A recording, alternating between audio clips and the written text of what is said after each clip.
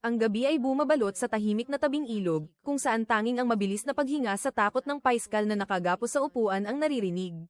Binabanggit niya ang kanyang batang anak na babae at masayang pamilya upang magmakaawa, ngunit ang binatang nasa harap niya ay nananatiling tahimik at hindi na nakikinig gamit ang kanyang mga tainga, kundi nararamdaman ito sa pamamagitan ng kakaibang pakiramdam sa kanyang katawan, ang pangingilabot sa kanyang likuran tuwing kaharap ang masama. Walang hatol, walang pag-aalinlangan, lumapit siya ng may sandata sa kamay, at sa kanyang mga mata, ang pagligpit sa lalaking nasa harap niya ay hindi isang krimen kundi isang paglilinis ng basura na kailangan ng lipunan. Ang mabilis na agos ng ilog ay tila handang lamunin ang lahat ng ebidensya, na nagmamarka ng bagong kabanata sa buhay ng makatarungang mamatay tao. Kakatapos lang ng 5 taon at kakalabas lang ni Litang sa hukbo ng walang kahit ano at may blankong isipan. Tinatanong siya ng lahat kung ano ang susunod niyang gagawin, ngunit maging si Litang ay walang sagot. Ang hinaharap ay napakalabo kaya sinunod na lamang niya ang pamilyar na landas. Nagpasa siya ng aplikasyon sa universidad gaya ng ibang kabataan pagkatapos ng serbisyo, ngunit kahit ang katawan ay nasa Seoul, ang isip ni Litang ay matagal nang naglalayag patungong Canada. Araw-araw siyang nalulunod sa mga bidyo ng marilag na Rocky Mountains, kung saan palagi siyang nangarap na makatapak kahit minsan. Pagbalik sa kanyang lumang kwarto, binuksan ni Litang ang bagong dating na kahon, sa loob ay ang painting ng Rocky Mountains na binili niya bilang pampalubag loob sa sarili. Ngunit pagtingin sa bakanteng silid, kahit isang martilyo para isabit ang painting ay wala siya. Napatawa na lang ng mapait si Litang. Nang gabing iyon, pumasok si Litang sa night shift sa convenience store. Hindi pa nagtatagal, 2 nasa katanghaliang gulang na customer ang dumating. Ang isa sa kanila ay lasing na pumasok at nagpumilit bumili ng rolling paper. Pagkakita sa babalang nakalimbag sa pakete, nayamot siya at pinapalitan ito kay Litang matapos maghagis ng barya sa counter. Gumawa pa ang matanda ng bastos na kilos kaya hindi na itago ni Litang ang pagkairita. Hindi pa doon natatapos, lumabas ang lalaki at sumigaw na utusan si Litang na dalhin ang beer at pusit sa labas para sa kanya. Agad siyang hinabol ni Litang at sinabing kailangang magbayad sa counter at sumunod sa tamang proseso. Sa gitna ng tensyon, ang kasamang kaibigan ay agad na magitan. Humingi siya ng paumanhin kay Litang, hinayla ang kaibigan palayo, saka magalang na pumasok sa tindahan para pumili ng gamit at pinagsabihan ang kaibigan na huwag nang gumawa ng gulo. Nang makaalis ang dalawa, tiningnan ni Litang ang kalat na naiwan sa mesa at napabuntong hininga. Natapos ang shift at dumating ang manager para sa turnover, sinamantala ni Litang ang pagkakataon na hiramin ang martilyo. Ngunit ang isa ay tuloy-tuloy na pumasok sa bodega at hindi narinig ang kanyang sinabi. Pag-alis sa tindahan, binagtas ni Litang ang madilim na eskinita pauwi nang biglang makita ang lasing na lalaki kanina na nakahandusay sa lupa. Sa pag-aakalang nakatulog lang ito dahil sa sobrang nainom, hindi huminto si Litang, ngunit paglakad ng maikli, ay nakita niya ang kaibigan nito na pasuray-suray na naglalakad. Tinawag ito ni Litang para paalalahanan na malapit ng umulan at pabalaykan para iuwi ang kanyang kaibigan. Lumingon ang lalaki at malamig na sinigawan si Litang na lumayas bago muling naglakad sa dilim. Natigilan si Litang sa gitna ng bakanteng eskinita nang hindi malaman kung bakit. Sa kanyang loob ay biglang umusbong ang isang hindi maipaliwanag na pakiramdam ng pagkabalisa. Ginaya ni Litang ang bastos na kilos na ibinato ng matanda sa kanyang mukha kanina sa tindahan. Sa isang sandali, mabilis na lumingon ang lalaki na parang isang galit na hayop, at pinatulan si Litang ng sunod-sunod na suntok sa mukha. Bawat binitiwang suntok ay may kasamang malulupit na mura na tila gustong ibaon siya sa rurok ng kahihiyan. Sa gitna ng sunod-sunod na dagok, biglang bumalik ang mga lumang alaala. Noong high school, si Litang at si Donghan ay binubuli. Noon, itinulak siya ng isa sa grupo, pinabagsak, at tinapakan ang kanyang mukha habang siya ay nanlalaban ng walang saysay. Ang pakiramdam ng kahihiyan at kawalan ng pag-asa noon ay nauulit ngayon ng eksakto, ngunit sa pagkakataong ito ay hindi na si Litang ang batang sunod sa Niren lamang. Nang tapakan ng matanda ang kanyang mukha, idinilat ni Litang ang kanyang mga mata at sa tabi niya ay ang malamig na martilyo na abot ng kanyang kamay. Nang walang isip at walang pag-aalinlangan, sinunggaban niya ito at iwinasiwas ng isang beses. Swabe ngunit mabigat. Nagsimulang bumuhos ang ulan at pamatak sa kalsada. Ang matanda ay pasuray-suray na tumayo, nakahakbang ng ilang beses bago natamba, nang inag ng bahagya ang katawan, at pagkatapos ay nanatiling hindi gumagalaw sa gitna ng ulan. Natulala si Litang ng 5 segundo, nabingi ang mga tainga at mabilis ang tibok ng puso. May taong lumitaw sa dulo ng eskinita, ngunit sumulyap lang at tumalikod para umalis. Sa malapit, isang babaeng may suot na itim na salamin ang nakatayo kasama ang isang aso. Sa aso ay may tali ng isang guide dog, huminto ito sa tabi ng katawang bumagsak, umamoy ng sandali, at pagkatapos ay dahan-daang ginabayan ang babae na magpatuloy sa paglalakad na tila walang nangyari. Biglang natauhan si Litang. Mabilis niyang kinuha ang bag at tumalikod para tumakbo palayo sa madilim na eskinita. Pagdating sa kwarto, dumiretso siya sa banyo at binuhusan ng malamig na tubig ang katawan, sinisikap na hugasan ang mga bakas ng ketchup na damaykit sa kamay at damit. Ngunit gaano man katagal umagos ang tubig, ang imahe ng lalaking iyon ay hindi nawawala. Sa isip ni Litang ay umalingaw-ngaw ang imahinasyong boses ng matanda, na ang matanda ay may matandang ina sa bahay, kasama ang 3 anak na kailangan pang pakainin. Ang bawat salita ay parang saksak na nagpapalalim sa kanyang takot. Pagkatapos ay nakita niya sa kanyang paningin ang eksenang nakapuso siya, hinihila palayo sa gitna ng bigong tingin ng kanyang pamilya. Ang kanyang ina ay natamba, ang kanyang ate ay natigilan ng 5 segundo, habang ang kanyang ama ay hindi makapagsalita. Sa sandaling iyon ay may kumatok sa pinto. Si Gayong Juan na lasing ay nakatayo sa labas para makiusap na makitulog ng isang gabi. Binuksan ni Litang ang pinto para patuloyin ang kaibigan ngunit ang kanyang isip ay gulo na. Habang tulog si Gayong Juan, umupo si Litang nang mag-isa sa harap ng screen, nanginginig na nagtatype ng bawat titik. Gusto niyang malaman kung ilang taong pagkakakulong ang parusa sa manslaughter. Nang gabing iyon ay hindi nakatulog si Litang, at mula sa sandaling iyon, ang kanyang buhay ay nalihis na sa ibang direksyon at wala nang balikan. Hindi pa nahihimasmasan si Litang nang mula sa malayo ay umalingaw-ngaw ang sirena ng pulis na humiwa sa gabi, mabilis na tila tinatawag ang kanyang pangalan. Kumirat ang puso ni Litang at nanigas ang buong katawan, ngunit pagkalipas ng ilang minuto ay na-realize niya na isa lamang itong gulo sa kabilang kalsada, na walang kinalaman sa kanya. Ang tadhana ay tila nanunukso ng malupit. Habang nakahiga sa madilim na silid, hindi mapigilan ni Litang na isipin ang mga taong tumapak sa kanya at kay Gayong Juan noon.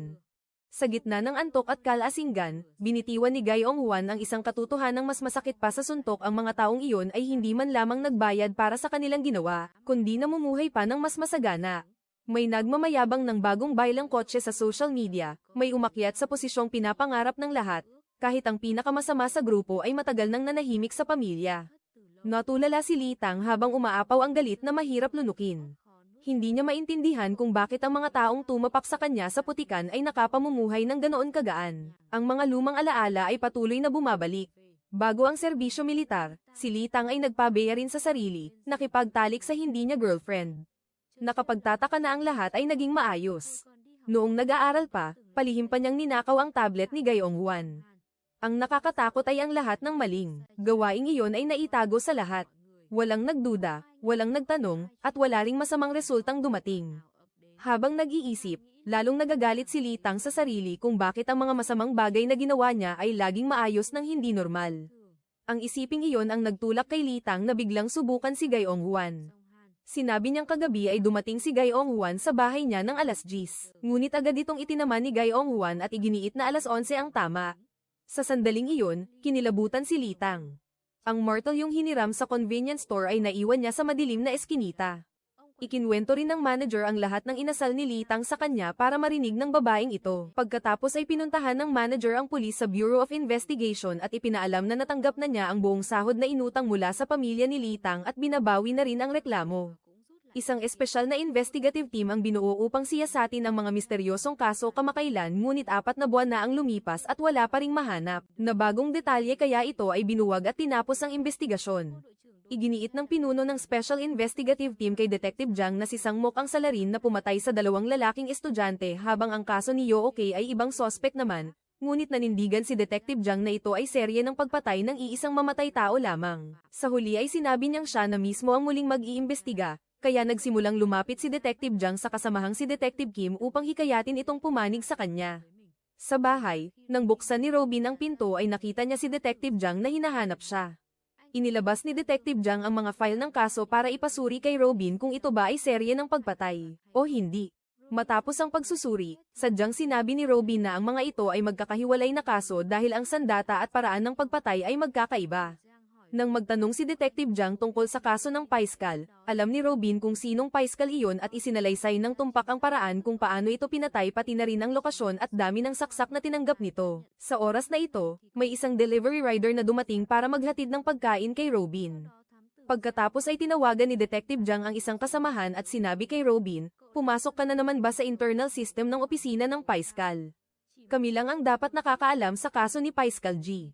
Pagkaraan yun ay binuksan ang pinto para kay pulis. Kim na pumasok upang imbitahan si Robin sa istasyon para makipagtulungan sa investigasyon. Ngunit matapos ang interogasyon, sinabi ni Pulis Kim kay Detective Jang na nanindigan ang bata na nabasa lang niya ang impormasyon tungkol kay Paiscal G sa internet kaya kailangan na siyang palayain. Pagkatapos ay personal na hinatid ni Detective Jang si Robin pauwi. Nagtampo si Robin dahil dinala siya sa presinto, kahit wala namang malinaw na ebidensya. Ngunit sinabihan ng detective ang binata na itigil na ang paglalaro ng bayani at binalaan si Robin na mag-ingat. Kinabukasan, may isang delivery rider na dumating para maghatid ng isang block ng tofu kay Robin at iyon ay si Litang. Ikinwento ni Robin na binabantayan na siya ng isang matalas na detective at hiniling kay Litang na kailangang mag-ingat. Nang bumaba si Litang, lumapit si Pulis Kim at nagtanong kung siya ba ang madalas maghatid ng pagkain sa apartment 307. Sa sandaling ito, si Detective Jang at si Yong Jae ay nakaupo rin sa sasakyan sa malapit. Kinuwento ngayon ni Detective Jang sa kanyang kasama na si Robin ay isang taong nanguhumaling sa computer. Dati ay gusto kong huliin ang isang masamang tao, ngunit tinulungan siya ni Robin na makatakas, kaya't labis akong naghihinala sa taong iyon. Sa sandaling ito, pumasok si Pulis Kim sa kotse at nagulat kay Detective Jang na sinabi ng rider na naghatid lang siya ng Jajangmyeon sa apartment 307, ngunit sinabi nitong hindi pa niya nakikita ang may-ari ng bahay.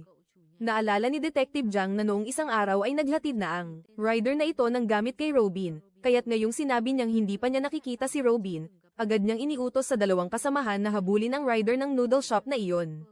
Umakyat si Detective Jang sa apartment para harapin si Robin, pagkatapos ay dumiretso siya sa loob at nagtanong kung siya ba ang pumipili ng biktima para sa mamatay tao. Hinabol ni na Detective Yong Jae at ng pulis si Litang at nakita ang maraming rider na nakasuot ng itim na sabay-sabay na lumitaw. Gayunpaman, dalawang motor lamang ang may napaka-espesyal na marka. Nagpa siya si Yong Jae na habulin ng isang motor ng fast food shop na tumatakas. Matapos gamitin ang kanyang mga binti para humabol, nalampasan pa rin siya ng motor na iyon. Kaya nagpa siya si Yong Jae na dumaan sa ibang direksyon para harangin ang tumatakbong rider, ngunit naharangan siya ng dalawang trabahador na naglilipat bahay. Sa kabila nito, naabutan din ni Pulis Yong Jae ang rider na ito, habang si Robin naman ay kasalukuyang nakaluhod na sa sahig, at ipinaliwanag na hindi niya kilala kung sino si Litang. Pagkatapos ay paulit-ulit siyang pinagbubugbog ni Detective Jang, matapos gamitin ang kamay ay ginamit naman ni Detective Jang ang paa at pagkatapos ay ipinaghahagis ang lahat ng mga figurin sa katawan ni Robin. Sa sandaling ito, dinala rin ng kasamahang si Yong Jae ang rider pabalik sa lugar, ngunit ibang tao pala ito at hindi si Litang. Ngayon naman ay nakatanggap si Yong Jae ng tawag mula sa hepe ng presinto kaya ibinigay ang telepono kay Detective Jang para makinig. Sinigawan ng hepe ang detective dahil ang video ng kanyang pagpasok sa bahay at pagbugbog kay Robin ay kumalat na sa buong internet. Sa oras na ito, ang mga pulis na nagpapatrolya ay nakatayo sa labas at nagdo-doorbell dahil may nagulat ng pulis na nananakit ng sibilyan. Binuksan ni Detective Jang ang computer at natuklasan na lahat ng kanyang galaw ay kasalukuyang naka-livestream sa internet. Pagkatapos ay nakakita si Detective Jang ng isang maliit na camera na nakatago sa likod ng painting kaya agad niya itong kinumpiska. Sa sandaling ito, hawak ni Robin ang isa pang camera at nakangiting puno ng tagumpay. Susugod sana si Detective Jang ngunit pinigilan siya ni Yong Jae. Sa kabilang banda, sinamantala ng rider ang pagkakataon para umalis. Ang dalawang nagpapatrolyang pulis ay pumasok din para pigilan si Detective Jang. Si Litang ay bumalik sa fast food shop kung saan siya nagtatrabaho. Pagkatapos ay iniligpit ang lahat ng gamit upang magpatuloy sa pagtakas. Ang lalaki, habang pinapanood ang video ni Detective Jang na binubugbog si Robin na kumakalat sa internet, ay napangisi na lamang. Pagkatapos, si Detective Jang kasama ang mga kasamahan at ang hepe ay pinagalitan ng husto ng direktor. Nang ang mga talsik ng laway ng direktor ay tumama sa mukha, hindi na nakapagpigil si Hepe Bak kaya agad siyang sumugod upang makipagtuos sa direktor. Pagkatapos nyun, iniligpit ni Detective Jang ang kanyang mga gamit at umalis sa presinto, habang si Hepe Bak ay dumanas din ng kaparehong nasapitan ni Detective Jang. Samantala, ipinagpatuloy ni Litang ang kanyang landas ng paggamit ng krimen upang sugpuin ang sarili niyang krimen at naniniwalang ito ay paglalakbay ng katarungan. Nang araw na iyon, ang rider na maling hinuli ni Pulis Yong Jae ay bumalik sa pinagtatrabahuhang restaurant. Dito ay nakakita siya ng isang lalaking may suot na name tag ng isang pulis. Gusto niyang magtanong tungkol sa kinaroroonan ni Litang at nais itong makaharap. Sa oras na ito, binabago ni Robin ang pagkakakilanlan ni Litang at ginagawa ang binata ng isang bagong ID card sa pangalang Yongsu. Ipinagkatiwala niya muli kay Litang ang pagligpit sa mga masasamang taong umiiwas sa batas. Isang propesor sa unibersidad ang nangakit sa kanyang estudyante, ngunit nang ito ay mabuntis, tinalikuran niya ang kanyang responsibilidad, kaya pinatay niya at ibinaon ang sariling kabit. Di nagtagal pagkatapos yun, ang propesor na ito ay niligpit din ni Litang. Sa ngayon, si Litang ay nagtatrabaho sa isang malaking supermarket para mabuhay. Sa supermarket na ito ay may isang babaeng empleyado na ang pangalan ay Gayong A. Ang babaeng ito na si Gayong A ay laging may bakas ng kalungkutan sa kanyang mukha. Si Gayong A ay laging alerto at takot sa mga tingin ng mga lalaki sa paligid niya dahil dati siyang nakuna ng maseselang video kasama ang kasintahan na kumalat sa internet at umani ng malaking atensyon mula sa mga netizens. Dahil dito, napilitan si Gayong A na lumisan ng bahay at lumipat sa malalayong lugar na ito para magtrabaho. Higit pa rito, nagpa-opera rin siya ng mukha upang baguhin ang kanyang hitsura. Noong araw na iyon, habang nakaupo sa isang terminal, napansin ni Gayong A na ang mga kalalakihan ay patuloy pa ring nagpo-post sa mga forum upang hanapin ang kanyang kinaroroonan. Hindi lamang iyon, alam din nilang nagparetoke na siya. Pagkatapos ay pinunasan ni Gayong A ang kanyang mga luha upang sunduin ang kanyang ina na bumisita sa Busan. Pagbalik sa silid, ibinigay ng ina kay Gayong A ang lumang ID card na napulot niya para sa anak.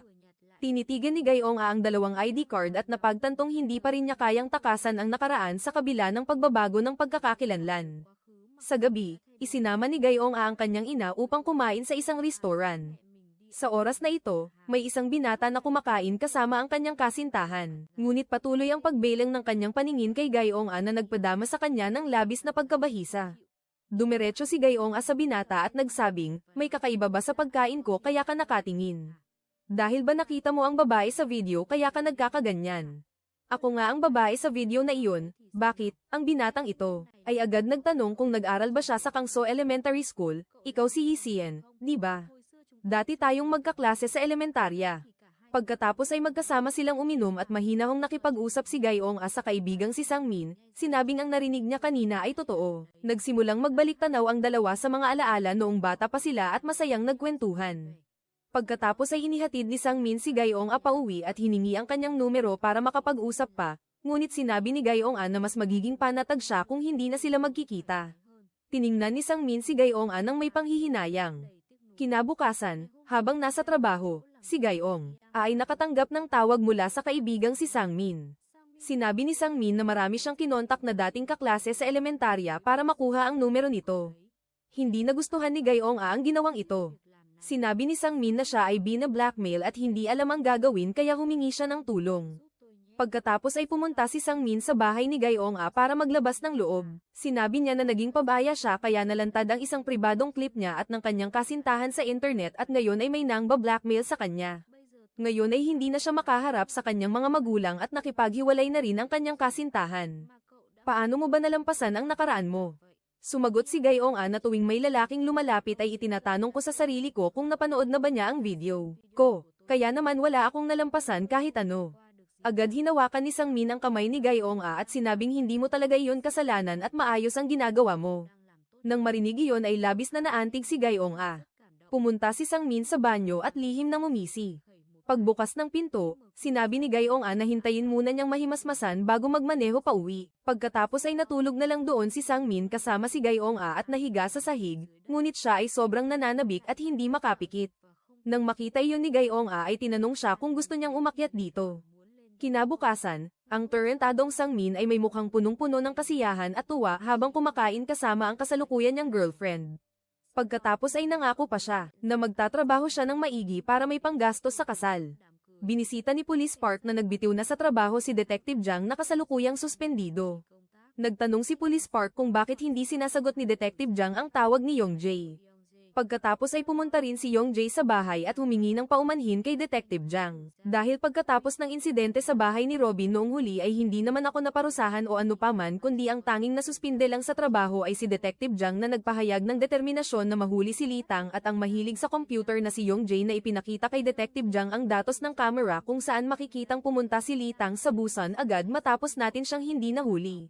Sumunod doon ay nangyari rin ang kaso ni Profesor No doon at sinabi rin ni Detective Jiang na pagkatapos nito ay nangyari rin sa Busan ang pananabutahe sa mga kriminal na nagbebenta ng ilegal na droga at nagpapautang na may mataas na interes ngunit parehong hindi pa nahuhuli ang mga salarin kaya naman inanyayahan ni Yong Jae si Detective Jiang na pumunta muna sa Busan. Pumunta sina Detective Jiang at Yong Jae sa istasyon ng pulisya sa Busan at ibinigay ang larawan ni Litang para humingi ng tulong sa paghahanap, ngunit sinabi ng mga pulis dito na masyado silang abala sa pag-iimbestiga sa kaso ni Profesor No dahil sa ngayon ay natukoy na namin ang isang taong may atraso sa biktima, ngunit susubukan pa rin namin ang lahat para mahanap ang nawawalang taong hinihiling ninyo. Habang itinutulak ni Litang ang mga paninda papasok sa supermarket ay narinig niya si Sangmin na kausap sa telepono ang isang babae ng napakatamis at puno ng paglalamang, at pagkatapos ay lumabas na si Bin na, kaya agad na tumakbo si Sangmin at tinawag si Bin na ng may matinding pagmamahal, at ngayon ay napagtanto na ni Litang na ang binatang ito ay tila isang lalaking manloloko. Pagkatapos ay muling nagtalik ang dalawa sa bahay ni Bin na nang tanungin ni Bin na kung maaari ba siyang sumama sa Seoul ay nag-alangan si Sangmin, pagkatapos ay nakatanggap siya ng isang mensahe kaya agad niyang itinubang ang kanyang telepono. Agad na bumangon si Bin na at binuksan ang telepono para tingnan ito dahil doon ay nakita niya ang ipinadala ng kasintahan ni Sangmin. Ang video para ipaalam ang tungkol sa nalalapit nilang kasal. Agad na inagaw ni Sangmin ang telepono. Tinanong ni Bin na hindi ba't lumapit ka sa akin dahil nakipaghiwalay ka na sa iyong kasintahan, alin ba ang tunay mong pagkatao? Ang totoo ay matapos ang unang pagkikita nila ni Bin na ay pumunta si Sangmin sa tambak ng basura. Pagkatapos ay naghanap siya ng isang package na ipinadala kay Bin na para makuha ang numero ng telepono ng babae. Sumunod ay hinanap din niya ang kumalat na video ni Bin na para panoorin ito nang may pagnanasa. Inamin na rin ni Sangmin ngayon na nagsinungaling ako para lang makasiping. Kaagad siyang sinampal ni Bin na at tinanong na hindi mo ba ako itinuturing na tao. Nagsimulang magsigawan ang dalawa. Sinabi ni Sangmin na ikaw ang unang tumukso sa akin kaya sino pa ang dapat sisihin. Nagbanta si Bin na naipapaalam ito sa kasintahan at mga katrabaho ni Sangmin. Nang marinig iyon ay agad niyang itinulak ang babae at ginamitan ng lakas para aiden sa kama si Bin na, pagkatapos ay ginamit ang dalawang kamay para sakalin ng mahigpit hanggang sa bumigay ang katawan ni Bin na. Ang pulis na si Yong Jae at si Detective Jiang ay nasa isang hotel sa Busan nang bigla silang makapanood ng balita tungkol sa isang sunog sa isang apartment. Narinig din ni Litang ang balita at nalamang ang babaeng pumanaw na ay isang pansamantalang residente na 29 na taong gulang pa lamang. Ang mga matatandang babae sa isang malapit na convenience store ay nagsimulang mag-usap ng masigla. Naniniwala silang ang kawawang babae ay hindi namatay dahil sa sunog kundi pinaslang dahil may nakarinig sa kanya na nakikipagtalo sa kung sino buong gabi. Sa oras na ito ang lalaking dating pumunta sa Surir Company para hanapin si Litang ay narito rin. Pumunta sina Detective Jiang at Yong Jae sa istasyon ng pulisya sa Busan, ngunit iniisip ng mga pulis doon na ang pagpanaw ni Bin na ay dahil lamang sa siya ay lasing kaya nakatulog at nakalimutang patayin ang kalan. Gayunpaman iginiit ni Detective Jiang na ito ay isang malubhang krimen. Nang pumunta si Litang sa supermarket para magtrabaho ay binalitaan siya ng katrabaho na pumanaw na si Bin na sa sunog sa apartment kagabi. Pagkatapos ay napansin ni Litang ang presensya ng misteryosong lalaki kaya agad siyang humanap ng paraan para makaalis. Ngunit patuloy na sumusunod ang matandang lalaki kaya iniwan niya ang kariton ng paninda at isinuot ang jacket para tumakas. Bigla niyang nakita si Detective Jiang na papasok sa supermarket. Hinabol ng detective si Litang. Nang tumakbo ang binata sa bodega ay hinarang ng di kilalang lalaki ang kanyang paa kaya siya nadapa at agad itong nagtanong, ang sunog ba sa apartment ay kagagawan mo? Bakit ka naging napakabeya? Marami akong gustong sabihin sa iyo. Kaya pagkatapos ay tumakas na si Litang palabas. Pumasok si Detective Jiang at natuklasang nakatakas na si Litang sa pinto sa likod. Ibinalita ni Yong Jae na may nagnakaw ng CCTV sa supermarket. Ipinakita ni Detective Jiang ang larawan ni Litang sa manager ng supermarket. Nang tingnan ito ay nalaman niyang nagtatrabaho siya rito at nagpalit ng pangalan. Sinuri ng misteryosong lalaki ang datos ng camera sa hard drive na kakanakaw lang at nakitang nakikipag-usap si Bin na sa isang lalaki. Nang pumunta si Sangmin sa ospital para magpatingin ay ibinalita ng doktor na mayroon siyang tulo kaya pansamantala ay kailangan niyang uminom ng gamot. At hindi muna maaaring makipagtalik sa loob ng ilang panahon. Binalak niyang tumawag para ipaalam ito sa kanyang magiging asawa, ngunit ang babae ang unang umamin ng pagkakamali. Sinabi nitong doktor, mayroon akong tulo dahil isang beses lang naman akong nagkamali sa iyo. Pinilit kasi ako ng mga kaibigan ko na magpakasaya ng todo bago ang kasal kaya lahat ay dahil sa kapabayaan ko.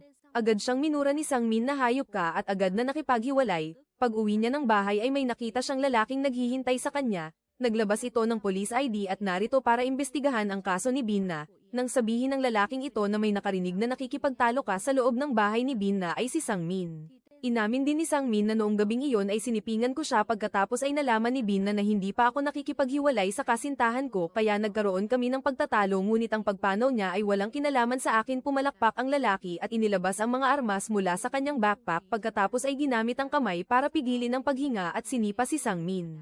Minaneho ni Litang ang truck at ipinaalam kay Robin na hindi ko ginalaw si Bin na kaya magtatago muna ako sa busan. Ng ilang panahon sinabi ni Robin na pansamantala ay huwag muna tayong mag-ugnayan, kung muling bumangon ang pakiramdam na iyon ay huwag kang papatay. Dito naman ay nakagapos si Sangmin at napagtanto niyang ang lalaking ito ay hindi isang pulis. Sinabi niya na dati akong pulis, sa oras na ito ay hinahanap ko ang isang buhaya na dapat ay nandito na ngayon para dispatchahin ka. Pagkatapos ay binigyan niya si Sangmin ng isang papel para isulat doon ang kanyang mga pag-amin. Inamin na rin niya ngayon na siya ang pumatay kay Bin na.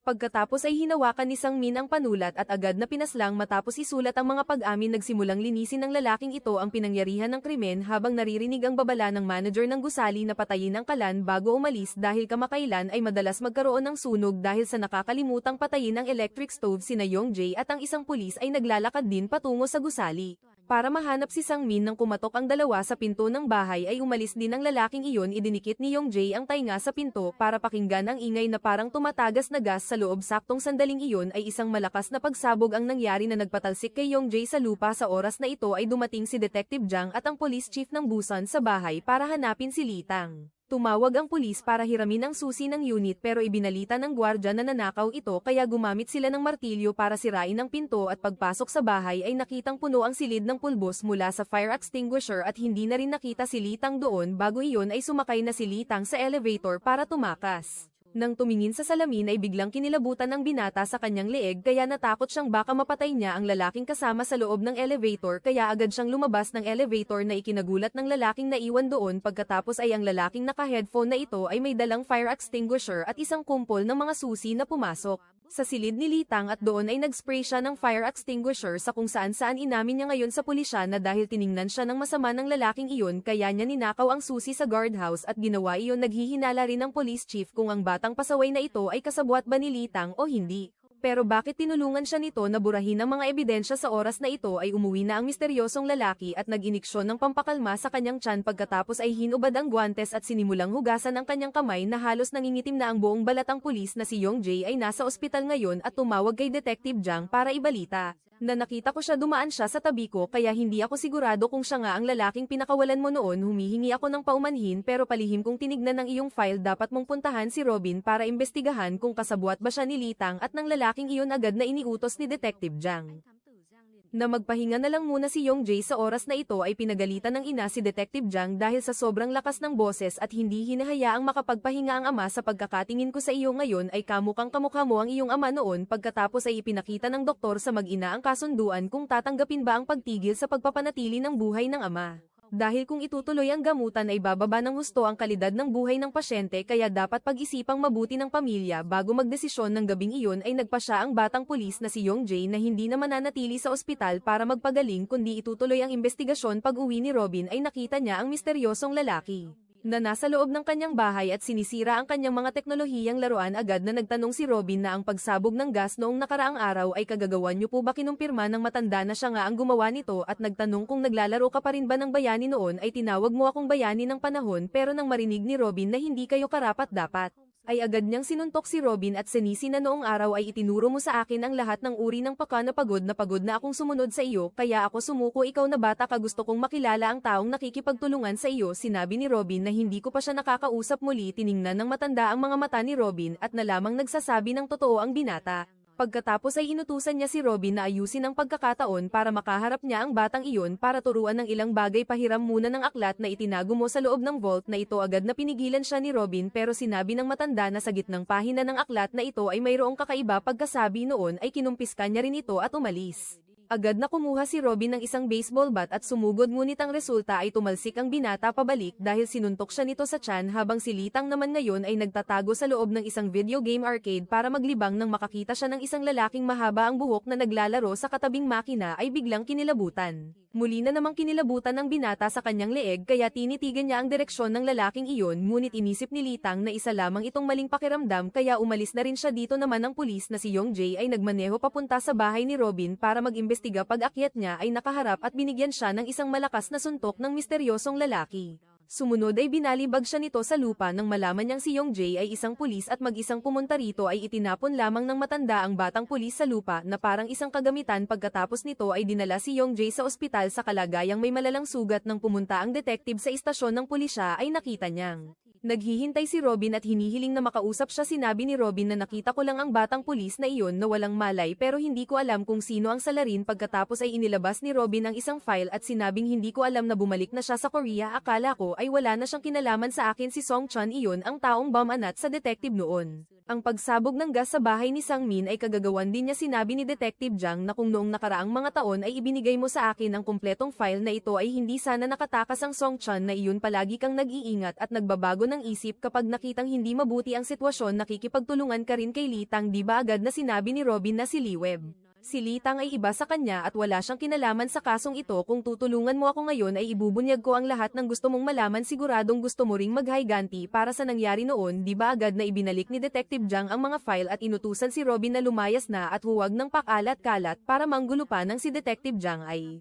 palabas na para umuwi ay may isang taong dumating para tanggapin ang posisyon bilang bagong head. Matapos madamot ang dating head, ngayon naman ay nakasakay si Song Chun sa isang taxi. Sa oras na ito ay may isang pares ng lalaki at babae na lumabas mula sa isang restoran. Habang sila ay naglalambingan ay may isang sasakyang dumaan kaya agad na sumigaw at nagmura ang lalaki sa driver dahil hindi raw marunong magmaneho. Nagpaliwanag ang driver na dapat ay sa bangkita ka naglalakad. Nang marinig iyon ng lalaki ay lalo pa siyang nagmura ng matindi. Si Song Chun na nasa taxi sa likuran ay nakaramdam ng inis kaya naglabas siya ng isang business card bilang direktor ng isang entertainment company. Pagkatapos noon ay ang lalaking mayabang ay nakahandusay na sa rooftop dahil naakit sa peking business card ni Song Chun. Paakyat dito habang ang kanyang kasintahan ay nakaluhod na nagmamakaawa sa matanda na patawarin ang kanyang buhay. Nangako naman si Song Chun na patatawarin ang babaeng ito at inutusan siyang mamuhay ng maayos mula ngayon. Pagkatapos ay nakiusap siyang hihiram ng ballpen sa babae. Sinabi ng babae na siya ay mag-aaral ng sining kaya wala siyang dalang panulat. Nang marinig iyon ni Song Chun ay agad siyang nagsabi na dahil mag-aaral ka ng sining ay siguradong may guguhit mo ng malinaw ang aking mukha. Nagmamadaling nagpaliwanag ang babae na nag-aaral lang ako sa isang mababang paaralan at hindi po ako marunong gumuhit. Pagkatapos noon ay nakuha ni Song Chun ang nakasulat na pag-amin ng babaeng ito. Inamin niya na siya ay nanggulo at naging bastos sa nakatatanda, pati na ang pagliban sa klase at paggamit ng ilegal na droga. Umuwi si Lee Tang sa kanyang tinutuluyan at nang manood ng balita ay nakita niyang ang lalaking mahaba ang buhok na nakatagpo niya sa arcade ay isang taong may record sa krimen at kasalukuyang masiglang pinaghahanap ng mga pulis. Pumunta si Detective Jang sa ospital at nilagdaan ang kasunduan na itigil ang pagpapanatili ng buhay ng kanyang ama. Pagkatapos ay malungkot na nagsabing magpahinga na po kayo. Sa oras na ito ay nakatanggap siya ng tawag mula kay Chief Moon. Nakapapasok pa lang sa tungkulin at hinihiling na makipagkita sa kanya. Dumiretso si Chief Moon sa bahay ni Detective Jang. Pagkatapos ay inilabas niya ang record ni Song Chun kasama ang isang kasong kapapasok lang ngayong araw. Ang apo ng may-ari ng Busan Construction Company ay pinaslang na ngako ang mga nakakataas na itataas ang ranggo ng sinumang makakalutas sa kasong ito. Kaya tulungan mo akong makuha ang karangalang ito at bumalik ka na sa trabaho bukas. Si Robin naman ay papunta na rin sa construction company na ito ngayon. Pagkatapos ay pinalibutan siya ng mga brusko at matatapang na lalaki nang biglang makatanggap ang binata ng tawag mula kay Lee Tang kaya nagpaalam muna siyang lumabas para sumagot. Nagtanong si Lee Tang kung anong klaseng tao ang Song Chun na iyon. Ikinwento ni Robin na noong araw ay hindi ko sinasadyang nakita siyang mag-isang tinalo ang dalawang bandido. Para protektahan ng isang mahinang tao kaya nilapitan ko siya para ayayahan siyang magtulungan upang magdala ng katarungan sa mundo. Matapos marinig ang sinabi ko ay humagulgol siya ng husto, ngunit hindi ko inakalang lalo siyang magiging malupit at baliw kaya alam kong nagkamali ako sa pagkilala sa kanya. Hiniling ni Lee Tang na hayaan mo akong makipagkita sa kanya. Agad na tumakbo si Robin sa loob para ipaalam sa mga brusko na magkakaroon ng kaunting pagbabago sa plano. Si Song Chun naman ay kasalukuyang sinusuri ang bilang ng mga sulat ng pag-amin na kanyang nakalap nang biglang makatanggap ng mensahe mula kay Robin na nagsasabing gustong makipagkita sa inyo ni Lee Tang. Pagkatapos ay nag-video call siya kay Lee Tang at itinuro sa binata ang daan patungo sa tagpuan. Si Robin kasama ang mga brusko mula sa Busan Construction Company ay lihim ding nagmamanman sa itaas at higit pa rito ay nagagawa ring matunton ni Robin ang bawat galaw ni Lee Tang. Sumunod si Lee Tang sa mga turo ni Song Chun hanggang sa makarating sa isang abandonadong disco bar kung saan nakita niya si Song Chun na nakaupong kampante habang kumakain ng mansanas. Si Robin na nasa loob ng sasakyan. Pagkatapos ay sumigaw at inutusan ng mga brusko na makinig sa kanyang mga direksyon. Ang kanyang asal ay ikinagalit ng pinuno ng grupo. Sumunod ay dinala ni Robin ang mga brusko sa lugar, ngunit iniutos ng pinuno na iwanan si Robin doon dahil hindi nila gusto ang kanyang ugali, kaya pagkatapos noon ay iginapos nila si Robin. Umupo si Lee Tang para makipag-usap, at nagtanong si Song Chun kung mayroon ba siyang espesyal na pakiramdam kapag nakakaharap ang mga taong papatayin niya. Ano ba talaga ang pakiramdam na iyon? Subalit na natiling tahimik si Lee Tang. Pagkatapos ay nagtanong si Li Tang kung nasaan ang aking aklat, at sinabi ni Song Chun na hindi ko pa ito tapos basahin, kaya huwag kang masyadong magtiwala sa Robin na iyon. Isang pagkakamali mo lang ay agad siyang magbabago ng isip. Makikita mo iyon sa paraan ng pagtatago niya ng aklat. Makipagtulungan ka na lang sa akin. Sa akin, kahit magkamali ka ng kaunti ay ayos lang. Normal lang ang magkaroon ng kaunting pinsala kung ito ay para sa dakilang layunin, lalo na't napakarami pang dapat dispatchahin sa labas, ngunit wala na akong sapat na oras at lakas. Pag-isipan mong mabuti at tawagan mo ako. Nang paalis na si Song Chun, agad na kumuha ng kutsilyo si Li Tang para umatake, ngunit madali siyang binalibag ng biwayang iyon. Pagkatapos ay sinipa si Li Tang at sunod-sunod na sinampal sa mukha. Humantong si Song Chun sa konklusyon na mukhang wala kang kahit anong kabayanihan, kundi isa ka lamang ordinaryong masamang tao, at karapat dapat ka ring mamatay. Sa oras na ito ay pumasok na ang mga Brosco kaya sinamantala ni Li Tang ang pagkakataon para bumangon at tumakas palabas. Pagkatapos ay nakita niya si Robin na nakagapos kaya agad niyang pinutol ang tali para sa kaibigan at nagtanong kung bakit mo itinago ang aklat. Nagpaliwanag si Robin na hindi sa pinagdududahan kita kundi mayroon akong sariling plano. Habang naglalakad ang binata ay patuloy na nagpapaliwanag si Robin para magtiwala sa kanya si Li Tang. Nanginginig na nagsabi si Li Tang na natatakot ako, kuya, pagkatapos ay napaiyak. Nang marinig ang putok ng baril sa loob, ginamit na ni Song Chun ang baril para barilin sa mukha ang isang Brosco. Ibinalita niya sa mga natitira na kaya pa niya ng 5 putok at hinamon. Silang sumugod. Agad na itinulak ng pinuno ang kanyang mga tauhan.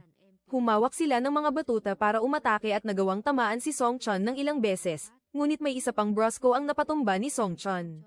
Pagkatapos ay ang pangatlong tao. Ang sumunod naman ay binaril sa mukha. Ang mga natitira ay nagsimulang pumalibot at sumugod ng sunod-sunod, ngunit ang matandang ito ay masyadong magaling kaya may isa na namang pumanaw ng habang buhay. Nang maubusan ng bala, kumuha siya ng kutsilyo para ituloy ang laban.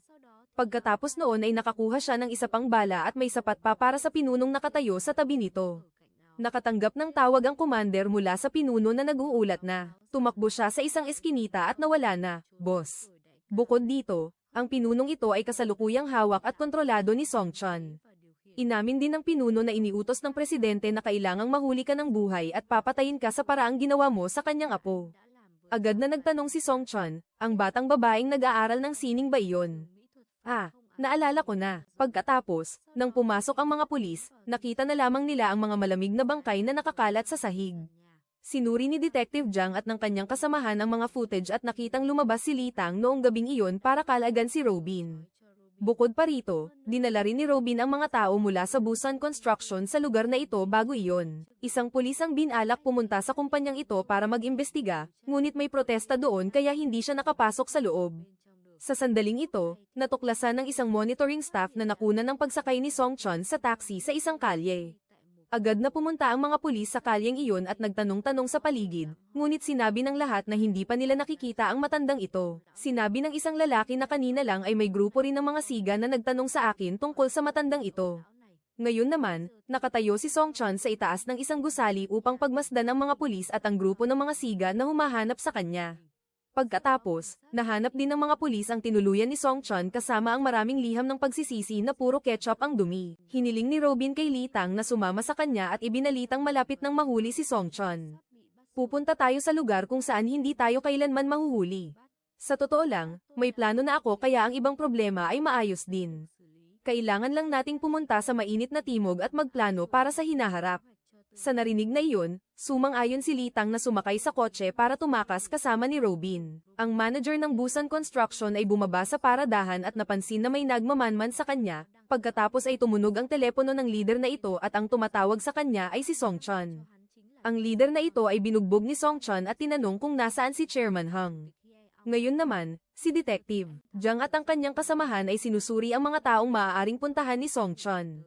Ang lugar kung saan siya nagpakita ay hindi malayo sa Busan Construction kaya mataas ang posibilidad na pupuntahan niya si Chairman Hung. Iniulat din ng kasamahang pulis na ang chairman ay nasa isang napakapribadong lugar, kaya ang detective ay agad na hiniling sa kasamahan na sumama sa kanya doon. Isang babaeng hostess ang tumawag sa mga bodyguard sa labas at sinabing gusto ni Chairman Hung na mapag-isa kaya huwag munang papasok ang sinuman.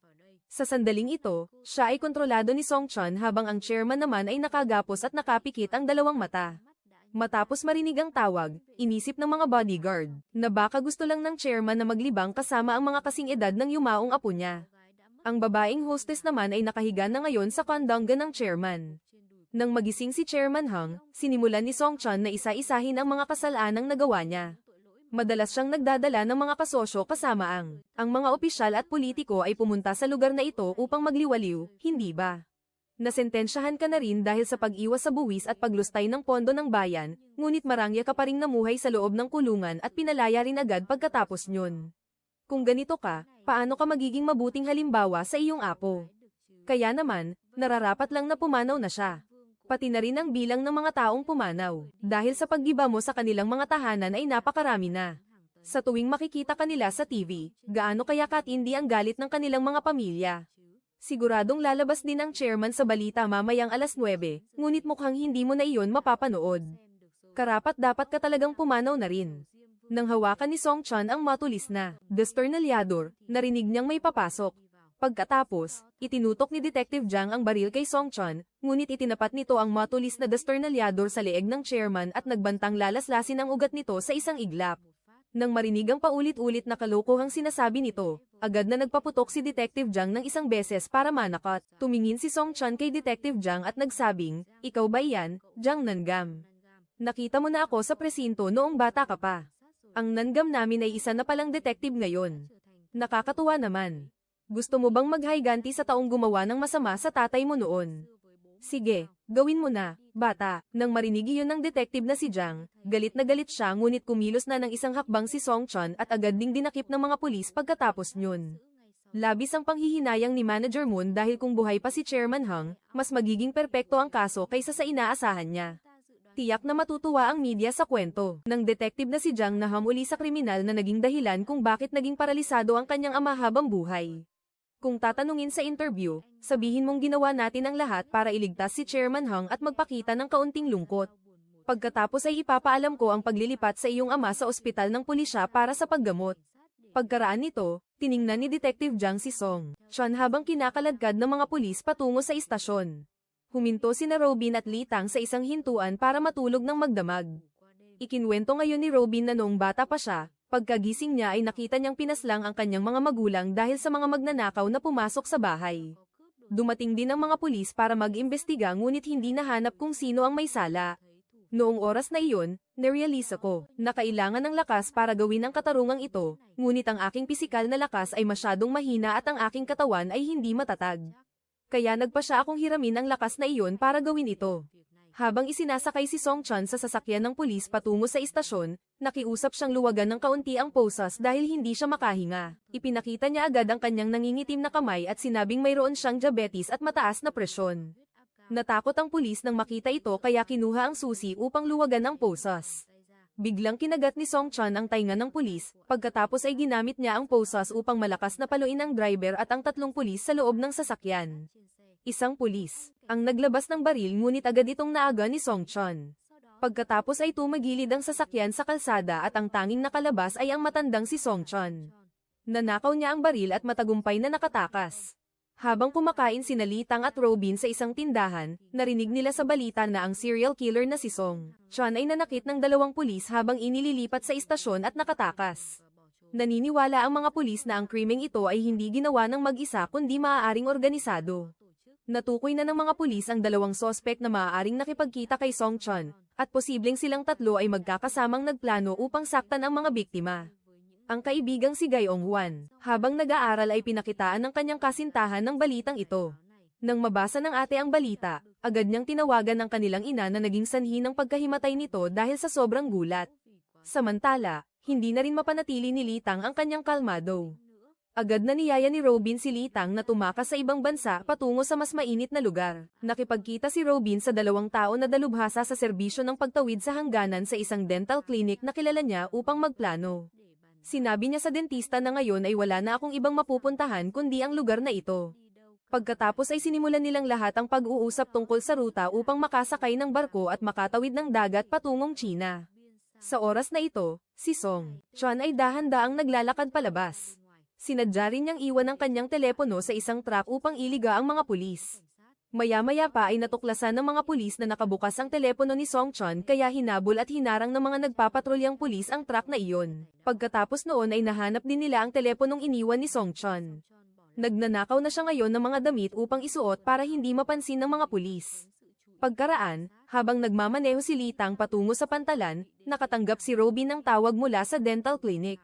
Nang sagutin niya ito, narinig niya ang boses ng matandang si Song Chon, habang ang dentista naman ay nakaluhod na ngayon sa sahig. Inutusan ni Song Chon si Robin na pumunta sa isang pabrika sa Osan upang makipagkita sa kanya. Tandaan mong hawak ko pa rin ang aklat na hiningi ko sa iyo. Matapos marinig ang tawag, nagpa siya si Robin na huwag sabihin kay Litang ang totoo. Pagkatapos ay sinabi niyang kailangan nating maghiwalay muna para makarating sa pantalan. Dahil mapanganib kung magkasama, sasakay na lang ako ng bus papunta doon. Pagkasabi niyon, pumasok na si Robin sa loob para maghanap ng tamang biyahe ng bus. Kinuha ni Litang ang telepono ni Robin, nag-download ng isang tracking app, at inilagay ang sariling numero. Pagkatapos ay sumakay na si Robin sa bus habang si Litang naman ay sumakay sa isang pampasaherong sasakyan. Hinatid si Litang sa isang pantalan, pagkatapos ay may dumating na taong nakasakay sa isang Super Cub. Kinabukasan, naroon si Detective Jiang sa pinangyarihan kung saan nateji ang guns para magsagawa ng investigasyon. Sa mga ebidensyang nahanap niya, may isang supot ng pinamili mula sa convenience store na buo pa ang mga bakas.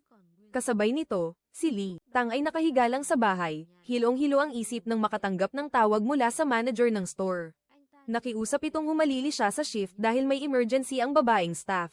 Sinilip ni Litang ang labas pero mas natakot siya sa liwanag ng araw. Hindi siya nang ahas na lumabas ng bahay. Tamang-tama namang pumasok si Detective Jiang sa convenience store, at hiniling sa manager na buksan ang CCTV footage.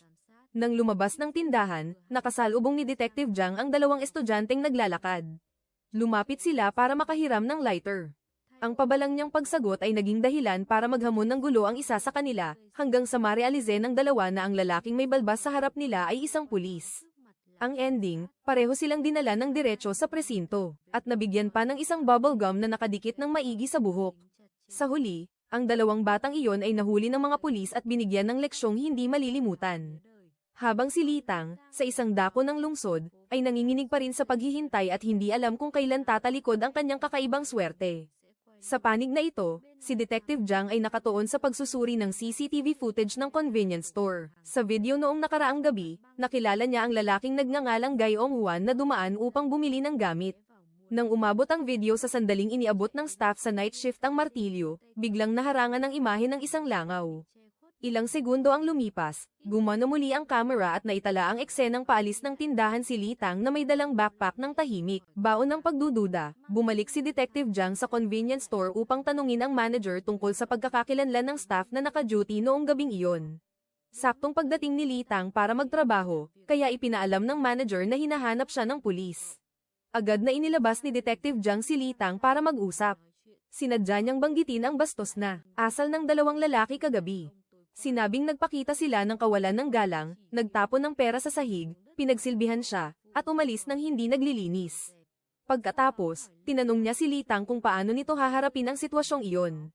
Nang makitang nagulat si Litang, mahinang tumawa si Detective Jiang at sinabing nagbibiro lang siya, bago seryosong nagtanong kay Litang, kung may narinig ba siyang pinag-uusapan ng dalawang lalaking iyon. Sumagot si Litang na binanggit nila ang tungkol sa pamilya. Ang isang kamag-anak ay nagrereklamo sa hirap ng buhay dahil sa pag-aalaga sa ulyanin ng ina at pagpapalaki sa tatlong maliliit na anak. Sa sandaling ito, tumakbo papasok ang batang pulis na si Yong Jae at ibinalitang natukoy na nila ang mga fingerprint base sa unang investigasyon. Naniniwala ang pulisya na ang dalawang lalaki ay nag-away habang nasa kalasingan. Isang saksi ang nagsabi na ang isa ay gumamit ng laryo para umatake muna, at ang isa naman ay dumampot ng speaker sa malapit para lumaban. Habang nakasakay sa sasakyan paalis ng pinangyarihan, pinagalitan ni Detective Jiang si Yong Jae dahil sa hindi sinasadyang pagbubunyag ng detalye ng kaso sa harap ng ibang tao. Pagkatapos ay pinaalalahanan siya nito na huwag maging pabaya sa trabaho. Sa panig naman ni Litang, bumalik siya sa eskinita kung saan nangyari ang krimen noong nakaraang gabi. Dito ay napansin niyang may nag-aayos ng CCTV camera sa malapit, na tila ba ang mga mahahalagang bakas ay unti-unti nang binubura. Samantala, ang asawa ni Gaiong Juan ay ipinatawag sa presinto para magbigay ng pahayag. Ikinwento ng babae na 3 taon na ang nakararaan, may iniuwing lalaki ang kanyang asawa na ang pangalan ay Mayong Jin at ipinakilala bilang kasamahan sa trabaho. Si Mayong Jin ay may mabuting asal, palakaibigan, madalas magbigay ng baon sa kanyang anak, at natatandaan pa ang kanyang kaarawan. Bagay na hindi kailanman nagawa ng asawa niyang palaging lasing. Madalas gumamit si Mayong Jin ng matatamis na salita sa pagsasalita kaya unti-unti siyang napalambot. Sa huli, isang araw ay pumasok si Mayong Jin sa kanyang silid, isinara ang pinto, at lumampas ang dalawa sa limitasyon. Matapos marinig ang pahayag, inisip ng maraming pulis na ang sanhi ng alitan sa pagitan nina Mayong Jin at Gayong Juan ay talagang makatwiran. May isa pang ang nagsabi na ang nakatira na sa bahay ng kaibigan pero pumatol pa sa asawa nito ay bagay na mahirap tanggapin ng sinuman. Pagkatapos ay inabutan ng binata ng isang pasaporte. Inutusan nito si Litang na pumasok sa loob at maghintay hanggang gabi bago makaalis. Hawak ni Litang ang pasaporte ng China sa kanyang kamay at binasa ang liham na iniwan ni Robin na nagsasabing hindi ako makakasama sa iyo, mag-iingat ka sana. Pagkatapos basahin ang liham, kinuha ni Litang ang kanyang backpack at lumabas. Si Song Chan ay may dalang isang pumpon ng bulaklak at pumasok sa ospital kung saan ginagamot ang ama ni Detective Jiang. Nang marinig ng asawa ang kakaibang ingay, lumabas siya upang tignan ito. Nang bumalik siya, nakakita na siya ng isang pumpon ng bulaklak sa ibabaw ng mesa at may isang taong nakaupo sa loob ng silid. Kaagad pagkatapos niyon, ang ina ay nakahigang walang malay sa tabi ng isang bote ng pampalasa habang si Song Chan ay nakaupo sa malapit. Pag-uwi ni Detective Jiang sa bahay, nakita niya si Robin na hinahanap siya at nagsabing pumunta ako rito dahil gusto kong mahuli si Song Chan. Pinatuloy ni Detective Jiang si Robin sa loob ng bahay, at tinanong siya kung sino siya para manggahas na dakpin ito. Nakipagsabuatan ka sa dalawang basura na sina Song Chan at Litang, at napakarami ng tao ang pumanaw dahil sa may sakit mong mithiin. Tinanong din ni Robin kung bakit hinayaan mong pumanaw si Chairman Hang sa harap mo mismo. Pagkatapos ay nangako si Robin na tutulungan kitang mahuli si Song Chan, dahil ako ang pinaka nakakakilala sa kanya. Subalit, kailangan mong pumayag sa aking isang kondisyon. Sa sandaling ito, nakatanggap si Detective Jiang ng tawag mula sa kanyang kasamahang si Police Kim. Agad na tinanggihan ni Detective Jiang ang alok ni Robin na pakikipagtulungan bago sinagot ang telepono. Labis ang kanyang pagkagulat nang marinig ang balita tungkol sa kalagayan ng kanyang mga magulang. Agad siyang umalis ng bahay at sumunod naman si Robin sa kanya. Pagdating ni Detective Jiang sa ospital, nakita niyang nalagutan na ng hininga ang kanyang ama. Ibinalita ni Police Kim na maayos lang ang iyong ina at madyay gising din siya agad. Kami na ang bahala sa punerarya para sa iyong ama. Tuliro si Detective Jiang habang dumadaan sa tabi ng basket ng bulaklak, pagkatapos ay mabilis na tumakbo palabas. Isang nakababatang pulis ang nagulat kay Police Kim na hindi pa naibabalik ni Detective Jiang ang kanyang baril kaya medyo nag-aalala ako. Sumakay si Detective Jiang sa kotse at tiningnan ang baril sa loob ng dashboard. Pagkatapos ay mabilis niyang pinatakbo ang sasakyan kasama si Robin, ngunit hinarang sila ni Manager Moon kaya agad na yumukod si Robin upang magtago. Nagpahayag ng pakikiramay si Manager Moon kay Detective Jiang. Sa sandaling ito, tumatakbo na palabas ang dalawang kasamahan kaya agad na pinaharurot ni Detective Jiang ang sasakyan. Sinubukang humabol ng dalawang kasamahan ngunit hindi na nila naabutan. Sa loob ng sasakyan, kahit pinatatahimik siya ni Detective Jiang, patuloy na nakiusap si Robin na palampasin na si Litang dahil malayo siya kay Song Chan at napaka-espesyal dahil hindi siya nag-iiwan ng anumang ebidensya. Tutulungan kitang huliin si Song Chan, kahit ano ang mangyari sa akin ay ayos lang, ngunit maaari mo bang palayain si Litang? Alam din ng detective na ang mga taong pinaslang ni Litang ay nararapat lang sa sinapit nila. Ang video na ito ay nahanap sa telepono ni Prosecutor G. Siya ang may sala sa kaso ng nawawalang estudyante. Nang marinig iyon, agad na ihinto ng detective ang sasakyan, lumabas at itinulak si Robin sabay sabing, akala mo ba ay Diyos ka o ano para manggahas na humatol sa mga tao? May karapatan ka bang magpasya kung sino ang papano o hindi? Sinabi ni Robin, hindi ba gusto ring huliin ng detective si Song Chan dahil sa personal na galit? Sagot naman ng detective, may dahilan ako para gawin iyon. Patuloy na hiniling ni Robin na makipagtulungan para mahuli si Song Chan. Tatanggapin ko ang anumang parusa kapag nadakip na siya.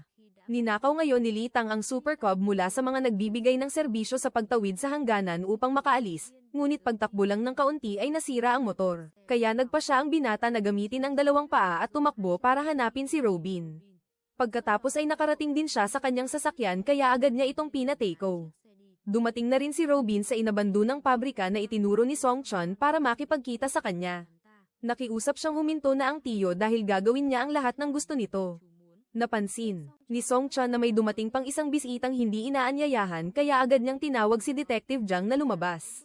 Sinabi ni Song Chun kay Robin na ginagamit lang siya ng detective na ito para sa personal na paghihiganti. Ginugol niya ang buong buhay niya para huliin ako dahil sinaktan ko ang tatay niya.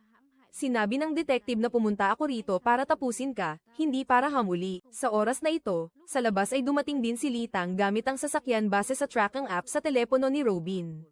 Hiniling ngayon ni Song Chun kay Detective Jiang na pasalamatan siya dahil tinulungan niyang mapalaya ang kanyang ama. Dahil noong mga nakaraang panahon ay nabubuhay lang ito ng walang saysay, at nag-aalangan din naman kayong mag-ina, kung kailan siya dapat hayaang pumanaw. Itinaas ni Detective Jiang ang kanyang baril. Sinabi ni Song Chun na wala ka namang mga mata ng isang masamang tao. Sa sandaling ito, nagpakita rin si Litang na ikinatuwa ni Song Chun. Bigla, nang kumurap ang ilaw, may hawak ng baril si Song Chun sa kanyang kamay at agad na nagpaputok ng isa pagkatapos. Nagsimula siyang makipagpalitan ng putok kay Detective Jiang sa ilalim ng kumukurap na ilaw ng abandonadong pabrika. Biglang tumakbo si Litang mula sa likuran at sunod-sunod na pinaghahampas si Song Chun. Tumakbo rin si Robin para tulungan si Litang na makuha ang baril. Si Detective Jiang naman ay nagsimula na ring asintahin ang kalaban bago kinalabit ang gatilyo. Isang putok ang tumama sa tiyan ni Song Chun, ngunit tinamaan din si Robin ng isang ligaw na bala mula sa baril ni Song Chun na naging sanhi ng kanyang agad na pagpanaw sa mismong lugar. Umiyak si Litang at nagtanong kung bakit ka pa nagpakita, bakit hindi na lang tayo tumahak sa magkaibang landas. Sinabi ni Song Chun na, sa mundong ito, ang mga taong tulad natin ay kailangan. Itinanong ko sa sarili ko kung paano mo nagawa ang napakaraming kaso, totoo ba ang kakayahan mong iyon? May pagkakaiba ba tayong dalawa? Pinatatahimik siya ni Detective Jiang ngunit sinabi ni Song Chun na ang nanay mo ay hindi rin naman mabuting tao. Akala mo ba noon ay nangaliwa siya sa akin? Hindi, Gunggong.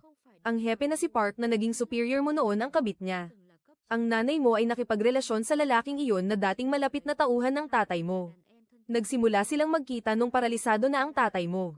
Sige, ituloy mo na ang pagtapos sa akin dahil kung mamatay man ako, ay hindi mo malalaman habang buhay kung bakit naging ganoon ang kalagayan ng tatay mo. Gusto mo bang ikwento ko? Noong araw, isa akong mabait at masipag na pulis sa ilalim ng tatay mo. Kahit ano pa ang gawin ko, minamaliit pa rin niya ako.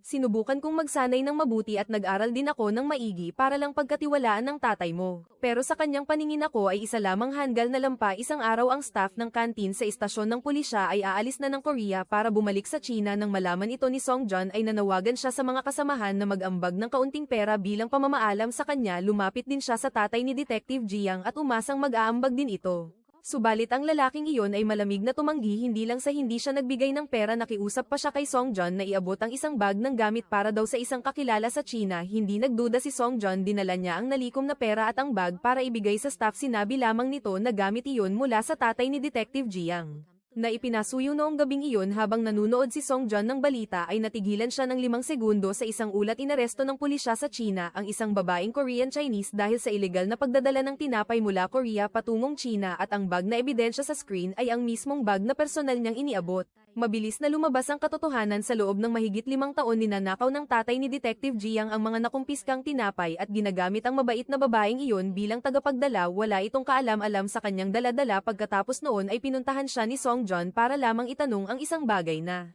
kung may pagkakataon pa ba ang empleyadong iyon na mapalaya, ngunit ang sagot sa kanya ay malamig na pagtanggi lamang. Ang lalaking iyon ay nagugas kamay sa responsibilidad at pagkatapos ay malupit na minaliit si Song Jun. Hindi lamang sa salita, sinipa rin niya ng malakas si Song Jun at nanakit na parang isang kanto sa gitna ng galit. Nagbitiw siya ng mga masasamang salita na tinuya si Song Jun na anak lamang ng isang masamang tao. Ipinagmalaki pa niya na siya ang nagbigay ng pabor para maging pulis si Song Jun. Lumuhad si Song Jun na puno ng kalituhan ang puso. Nagpapasalamat siya sa lalaking iyon ngunit batid din niyang palihim nitong hinaharangan ang kanyang pag-unlad. Sa huli ay tumayo si Song Jun at sumigaw kung bakit siya na ganyan. Sa paningin ng tatay ni Detective Jiang, si Song Jun mula simula hanggang dulo ay anak lamang ng isang kriminal at wala ng iba.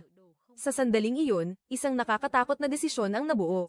Kung ituturing na siyang masama, si Song Jun ay pipiliing mamuhay ayon sa bansag na ibinigay sa kanya. Iniamba niya ang pamalo at malakas na ihampas sa ulo ng lalaki. Nang bumagsak na ito ng tuluyan sa lupa ay saka lamang tumigil si Song Jun. Habang nakikinig si Lai Tang sa buong kwento ni Song Jun, bigla siyang nanginig dahil sa kilabot na dumaan sa kanyang likuran. Sa panig na ito ay hindi pa rin tumitigil si Song Jun. Patuloy siyang gumagamit ng mga lason na salita upang baluktutin ang isipan ni Detective Jiang. Paulit-ulit niyang itinatanim sa isip nito na ang sarili nitong ama ang nagtulak sa kanya sa kalagayang ito. Ayon kay Song John, ang ama nito ay isang pulis lamang na nawalan ng dangal, habang ang ina naman ni Detective Jiang ay kanyang nainsulto, gamit ang mga salitang napakarumi. Ang mga salitang iyon ay naging sanhi upang hindi mapigilan ni Lai Tang ang kanyang galit. Sa sandali ng kawalan ng kontrol, binalak niyang sumugod at agawin ang baril upang tapusin na si Song John sa mismong lugar na iyon. Ngunit sa sandaling iyon, lumingon si Detective Jiang kay Lai Tang at direktang nagtanong ng isang bagay. Sa huli ba ay may pagkakaiba ka sa kanya o wala? Sa isang saglit ng pagkaantala, agad na sinamantala ni Song John ang pagkakataon at sumugod kay Lai Tang upang mamatay tao. Gayunpaman, bago pa siya may magawa ay naunahan na siya ni Detective Jiang na mabilis na kumilos. Isang malamig na putok ng baril ang tumapos sa lahat. Pagkatapos nito ay nangako si Lai Tang, na hindi na siya muling tatakas pa at handa nang harapin ang lahat ng mga nangyari. Hindi nagtagal, sa istasyon ng pulisya ay idinaos ang isang seremonya ng pag-alaala para sa ama ni Detective Jiang. Pinarangalan siya bilang isang huwarang pulis na nag-alay ng buhay upang protektahan ang kaligtasan ng mga mamamayan sa nasabing seremonya. Tahimik na sumulyap si Detective Jiang kay Chief Park, ang kanyang mga mata ay puno ng mga bagay na hindi masabi. Tungkol naman sa batang pulis na si Yang Ji, nagkamalay na siya matapos ang operasyon sa utak. Gayunpaman, ang katalinuhan at ang matitinding pahayag na nagpakilala kay Yang Ji noon ay medyo kumupas na ngayon. Tinanggap din ni Detective Jiang ang parusang disiplinaryo para sa kanya dahil sa pagbaril at pagpatay sa espesyal na pinaghahanap na kriminal na si Song John. Sa harap ng media, inihayag ni Chief Moon ang konklusyon ng kaso. Si Song John ay kinilalang pumatay sa mahigit 30 biktima kasama ang 2 pulis sa loob ng 5 taon, ngunit siya ay nabaril habang tinutugis. Ang kanyang kasabwat na si Robin ay pumanaw na rin, ang taong ito ay nakagawa ng hindi bababa sa 5 malalaking krimen. Nang marinig ang mga salitang iyon, biglang naalala ni Detective Jiang ang sinabi ni Robin noon, na handa siyang gawin ang lahat para maging salarin. Agad na nilusob ng pulisya ang bahay ni Robin. Kinumpiska ang maraming sandata. Ang lahat ng ebidensyang nahanap ay tumugma ng lubos sa 5 naunang kaso. Sa wakas ay natapos din ang serye ng mga krimen na tumagal ng maraming taon. Sa ibang tagpo, ang babaeng captain ay nakikipag-usap kay Detective Jiang tungkol sa kaso ni Professor No. Sinabi niya na noong gabing nangyari ang krimen, patuloy ang pagbuhos ng malakas na ulan kaya halos nabura ang pinangyarihan ng krimen. Hindi nakakuha ang pulisya ng anumang magagamit na sample ng DNA. Gayunpaman, ang mamatay tao ay nagpabeya at nag-iwan ng isang mahalagang detalye, iyon ay ang bakas ng ngipin na malinaw na nakabaon sa prutas na persimmon na itinapon sa lupa matapos pumanaw si Robin. Ang crime scene, na may kaugnayan sa kanya ay ganap ng natupok ng apoy. Sa kabila nito, sa pamamagitan ng mga teknikal na pamamaraan, nakuha pa rin ng pulisya ang datos tungkol sa bakas ng ngipin ni Robin. Ang resulta ng paghahambing ay nagpakita na ang istruktura ng kanyang ngipin ay tumugma sa bakas sa prutas sa lugar kung saan pinaslang si Professor No. Lalo nitong pinatibay ang hinala dahil bago iyon, ay kusapang nakiusap si Robin sa dentista na ayusin ang kanyang mga ngipin upang maging katulad ng marka sa prutas na iyon. Sumunod ay nag-abot ang babaeng captain ng isang larawan kay Detective Jiang. Binigyang diin niya na sa araw na pumanaw sina Song John at Robin, naroon din si Lai Tang sa pinangyarihan. Sa mismong gabing iyon ng tadhana, ay nakiusap si Lai Tang kay Detective Jiang na barilin at tapusin na siya upang wakasan ang lahat. Nang handa na si Jiang nakalabitin ang gatilyo, gulat niyang nalaman na wala ng bala ang baril. Ang tingin ni Detective Jiang noong sandaling iyon ay matagal na nanatili kay Lai Tang, na may halong hinala at pagkalito. Itinanong niya sa sarili kung ang binatang ito ba ay tunay na may taglay na kakaibang kakayahan, o kung ang lahat ay isa lamang serye ng hindi kapani-paniwalang pagkakataon. Bago umalis, malamig na iniwan ni Detective Jiang kay Lai Tang ang 2 pagpipilian ang sumuko ng kusa o ang tuluyang maglaho, dahil alam din niya na ang makakahuli kay Lai Tang sa hinaharap ay hindi siguradong siya. Sa alaala ng gabi ng sunog sa bodega ng ang apoy ay lumakas ng husto. Sinubukan ni Lai Tang ang lahat ng makakaya upang hilahin si Robin palabas. Gayunpaman, ang katawan ng kaibigan ay masyadong mabigat habang ang apoy ay mabilis na kumalat ng hindi makontrol. Sa huli, walang magawa si Lai Tang kundi ang panoorin si Robin na lamunin ng dagat ng apoy. Sinasabi nila na ang langit ay hindi ibinibigay ang lahat sa sinuman, ngunit tila ang lahat ng swerte ay napunta kay Lai Tang. Ang kwaderno, na naglalaman ng mga mahahalagang ebidensya ay natupok din ng tuluyan, na aksidenteng nagbure sa lahat ng mga bakas na maaaring magdiin sa kanya. Nang magpatuloy ang babaeng captain sa pagtatanong, pinili ni Detective Jiang na umiwas at hindi direktang sumagot sa mga bagay na may kaugnayan kay Lai Tang. Sa huli, dahil sa kawalan ng ebidensya, si Laitang ay opisyal na idineklarang walang sala at nakawala sa ikot ng tadhana na tila wala ng labasan. Matapos pilit na umalis sa serbisyo ng maaga, pinili ni Detective Jiang na lisanin ang bayan.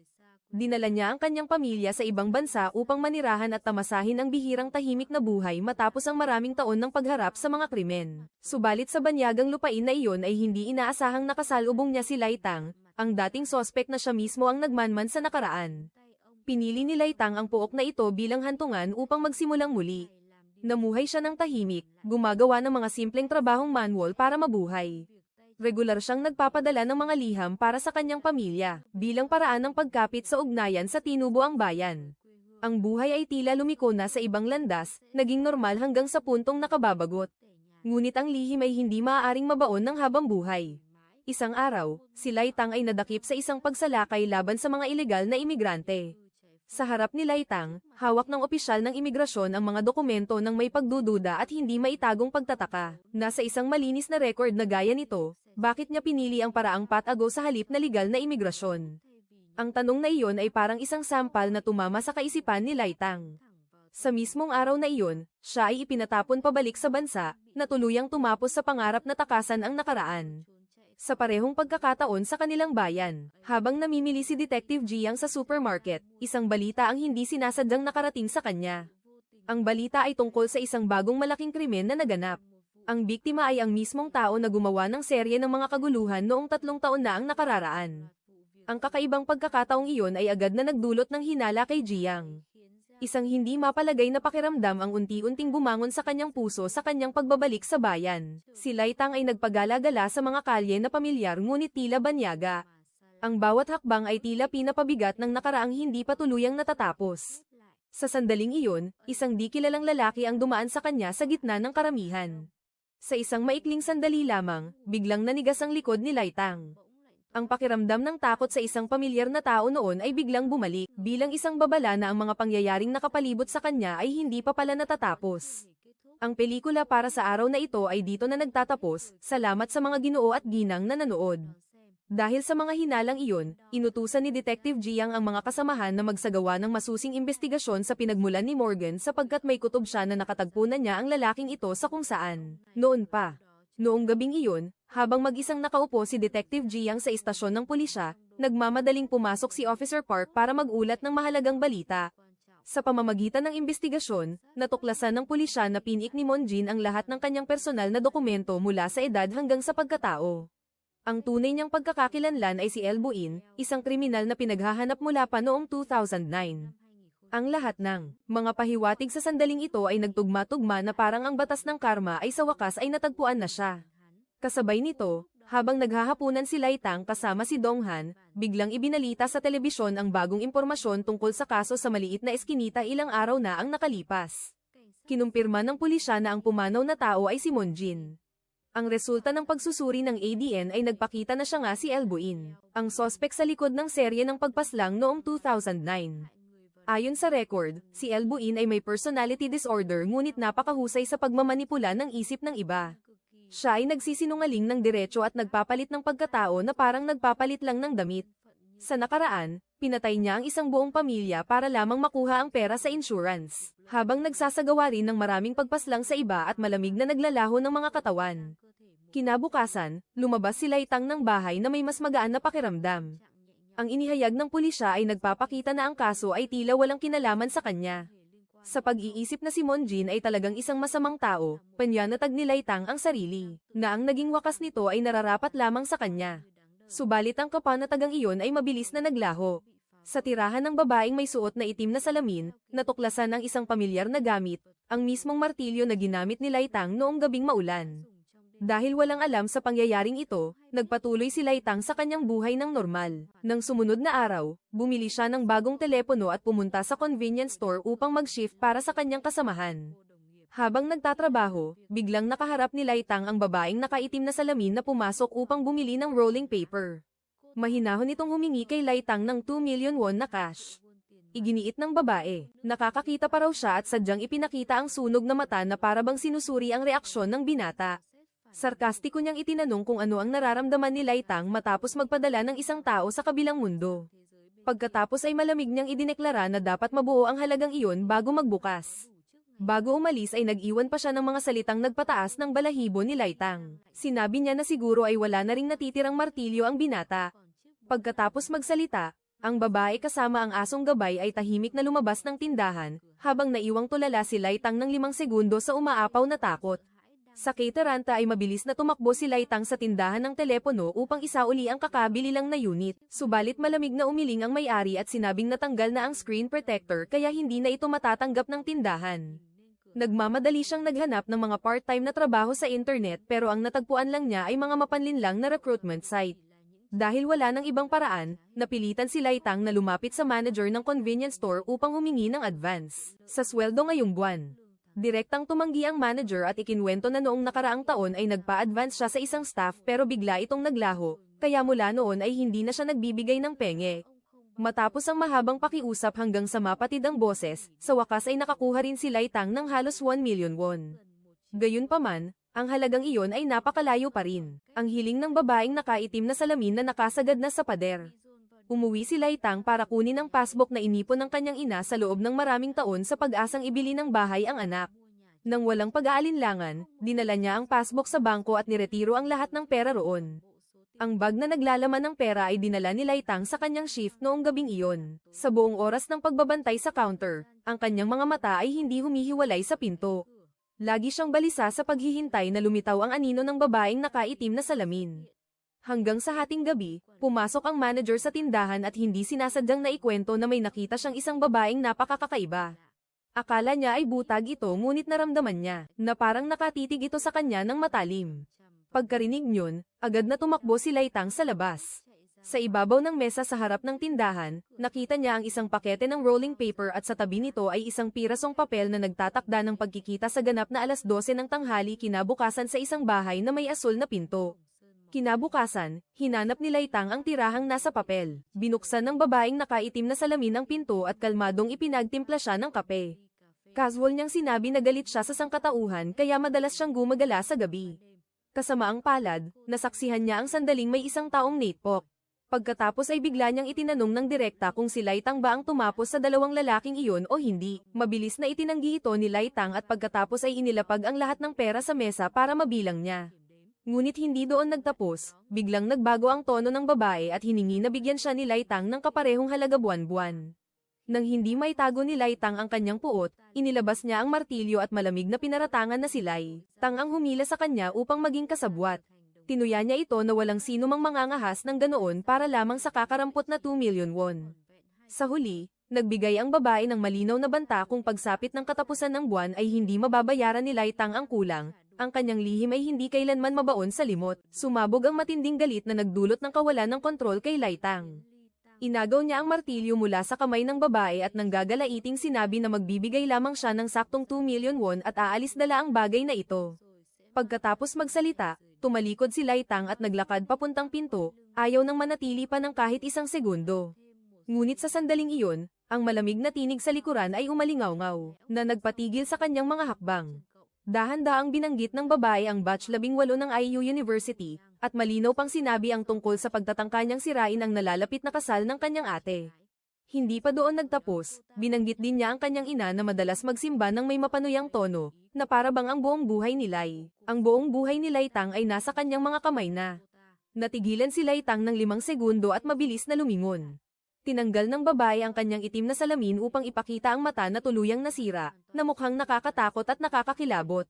Patuloy siyang nanggigipit at sinabing ang forensic science ngayon ay sapat na ang galing upang mahanap ang kanyang ADN sa buong bahay na ito sa sandaling bumuka ang kanyang bibig. Ang buong pamilya ni Laitang ay makakaladkad sa investigasyon habang siya naman ay tiyak na mabubulok sa kulungan ng 15 taon sa kasalanang pagpatay. Nagawa pa niyang ngumisi at sabihin kung marunong si Laitang na magmakaawa ay baka pagbigyan siyang bawasan ang halagang dapat bayaran. Sa sandaling iyon, naramdaman ni Laitang na hininga na lang ang natitira sa kanya bilang tao. Nagmakaawa siya ng pag-ulong ngunit sa kanyang isip ay lumitaw ang pakiramdam na wala siyang kaibahan sa isang asong nakatali, na sa isang hatak lang niya sa lubad ay kailangang gumapang agad. Doon naunawaan ni Laitang na kung patuloy siyang yuyuko, ang buhay niya ay habang buhay na magkakagapos sa babaeng nasa harap niya. Nagdilim ang kanyang paningin, isang babala, itinaas ni Laitang ang martilyo at inihampas ito. Ang lahat ay natapos sa maikling sandaling iyon. Kinuha ni Laitang ang lahat ng pera sa bahay at nagmamadaling umalis. Sumara ang pinto at nilamon ang silid sa katahimikan. Tumakbo ang aso sa tabi ng kanyang amo, paikot-ikot at dila-dila sa kawalan ng malay na parabang naghihintay pa rin ng isang utos, na hindi na kailanman ibibigay. Tahimik na lumipas ang panahon araw-araw sa tapat ng bahay na iyon. Regular pa ring may sumisipot na 2 karton ng gatas na idinedeliver ngunit walang nagbubukas ng pinto at wala ring kumukuha sa mga ito. Sa pakiramdam na may hindi tama, umakyat ang taga-deliver at sumilip sa pader. Sa sandaling iyon, nakakita siya ng isang tanawin, na hinding-hindi niya malilimutan habang buhay. Nagsimulang magsagawa ng pagsisiyasat sa pinangyarihan ang pulisya. Pumasok si Detective Jiang kasama ang kanyang mga kasamahan sa loob ng bahay upang kumuha ng mga sample ng ADN. Nakakita si Detective Jiang ng 2 kontrata ng life insurance sa loob ng isang drawer. Habang sa labas naman ay maraming pulis ang humahabol sa asong gabay. Pagkatapos nito ay patuloy itong naghukay sa isang bagay. Napagtanto ng pulisya na sa ilalim nito ay mayroong isang bungo. Pagkatapos ay nakakuha sila ng hanggang 2 kalansay. Nalaman din nila na ang biktimang babae ay may pangalang LOK. Ang katawan ng biktimang babae kasama ang 2 kalansay ay sinusuri na ng panig ng forensic. Pagkatapos nito ay nagulat ang forensic kay Officer Park na walang nahanap na bakas ng daliri ng ibang tao sa takor at sa plastik na baso ng kape. Ang sample ng kape ay wala ring ADN ng ibang tao maliban sa biktimang babae. Sa paligid nito ay puro laway lamang ng aso. Malamang na din ilaan ng aso ang lahat ng may bakas ng daliri mula sa hawakan ng pinto hanggang sa mesa at sa sahig. Umuwi si Laitang at pagkatapos ay humiga ng lupaypay sa sahig. Ang imahe ng babaeng iyon ay lumilitaw kahit saan at kailanman. Nang tignan ng binata ang kanyang telepono ay nakita niyang ang manager ng convenience store ay tumawag sa kanya ng maraming beses. Pagkatapos noon ay binalak niyang tumakas sa isang negatibong paraan ngunit hindi siya nagkaroon ng sapat na lakas ng loob. Nang susubukan na muli ni Laitang ay narinig niya ang katok sa pinto mula sa kanyang kaibigan. Lumabas si Jonghan para buksan ang pinto at hinagisan ng pera ang kaibigan para paalisin ito, pagkatapos ay sinuntok si Litang ng kaibigan dahil sa pangmamaliit sa kanya.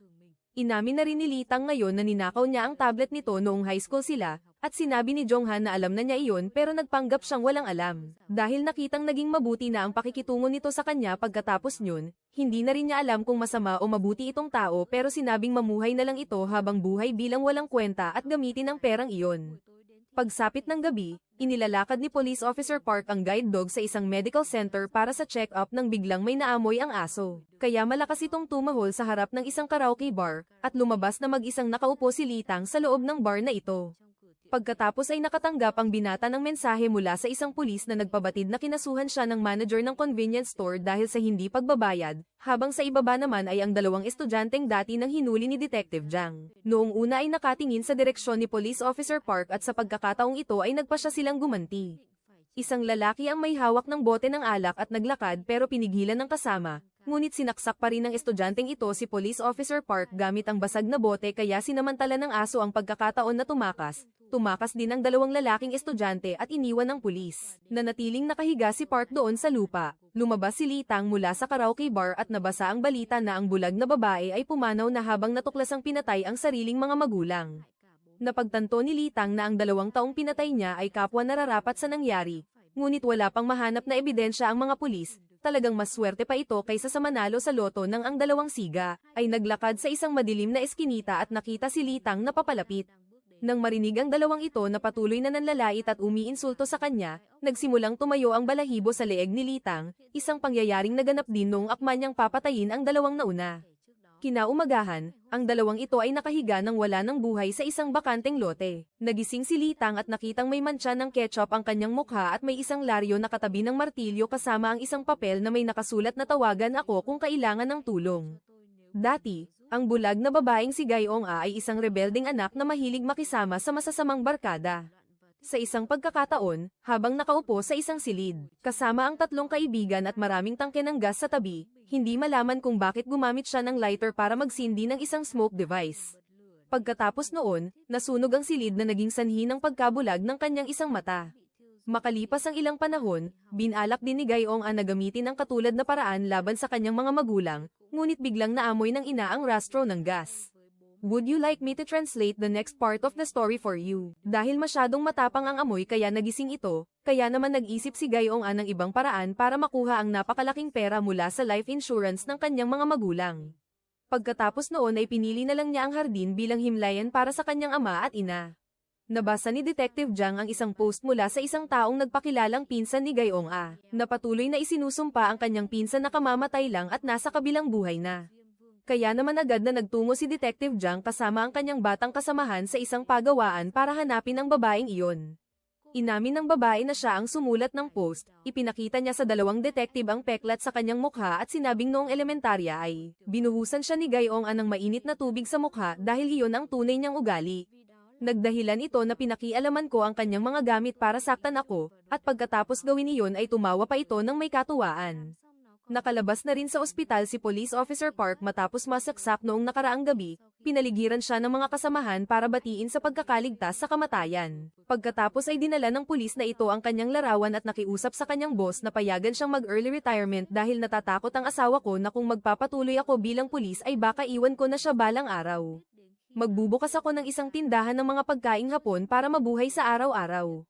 Pumunta si Detective Jiang sa burol ng isa sa dalawang lalaking estudyanteng sumaksak kay Police Officer Park, ay sinampal sa mukha ng ina dahil ayaw niyang pumayag sa pagsusuri sa katawan ng kanyang anak.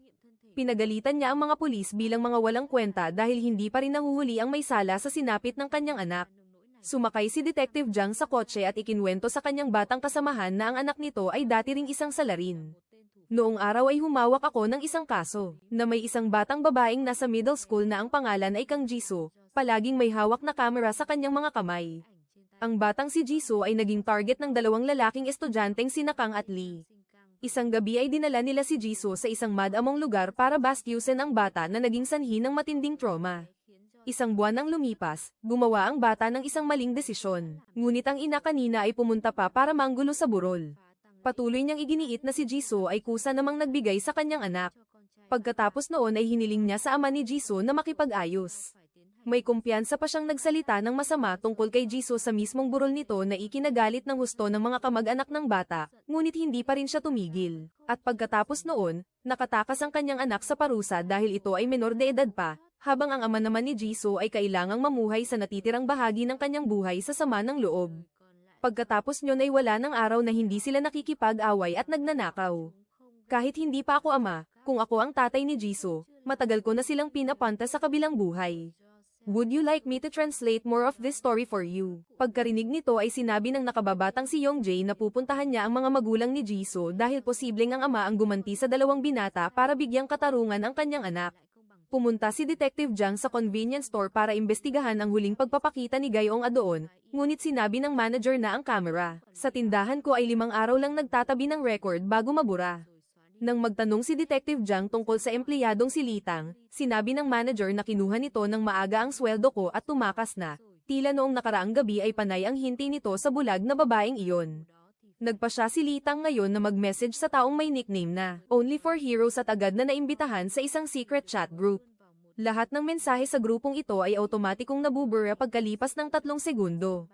Nang makitang tinawag siya sa tunay na pangalan, agad na ni-block ni Litang ang contact na ito. Pagkatapos ay may nag-doorbell sa bahay, sumilip si Litang sa awang ng pinto at nakitang ito ay isang kartero. Binuksan ng binata ang sulat at nakitang ito ay sapina mula sa pulisya dahil sa pagkuha ni Litang ng advance na sweldo mula sa may-ari ng convenience store. Nagmaneho si Detective Youngjae papunta sa bahay na tinirhan dati ni Jisoo. Dinala ni Sang Mok ang detective sa loob para tingnan ang kwarto ng kanyang anak noong nabubuhay pa ito kasama ang mga litrato na kinuha ni Jisoo kasama ang mga kaibigan. Sinabi rin ng ama na ang aking Jisoo ay napakabait at napakabuti kaya agad ko silang pinatay. Pagkatapos noon, dinala ang ama sa presinto para magbigay ng pahayag. Sinabi ng ama na gumamit ako ng laryo para hampasin sila. Nakita ko ang dalawang iyon na pasuray-suray sa kalasingan kaya naisip kong dumating na ang pagkakataon. Pagkatapos ay, ibinigay ni Detective Youngjae ang resulta ng interogasyon kay Detective Jiang. Sigurado siyang pinatay ni Sang Mok ang dalawang binata para ipaghiganti ang kanyang anak. Agad na kinuha ni Detective Jiang ang salaysay at pumasok sa silid para harapin ang ama, saka hiniling na pirmahan nito ang dokumento para kumpirmahin ang pahayag.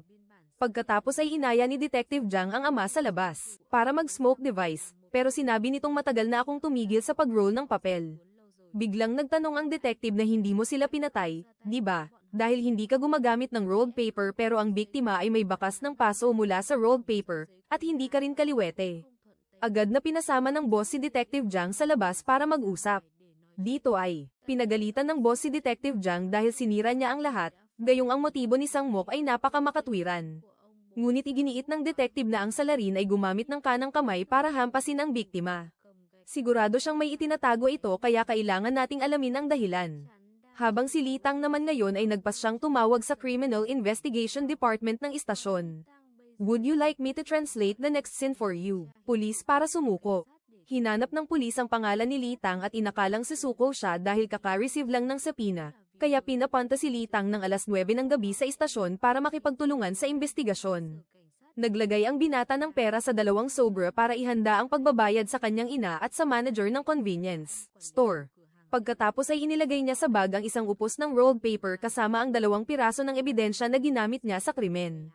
Nakatanggap si Detective Jiang ng mensahe na nag-abiso na ang empleyadong si Litang ay darating ng alas 9. Pagkatapos ay nagulat ang batang si Yong Jae na nasabihan na niya ang ina ng 2 estudyanteng biktima na nahanap na ang salarin. Pinalaya na rin si Sang Mok at nakauwi na. Sa sandaling ito, papalabas na ng presinto ang amang si Sang Mok.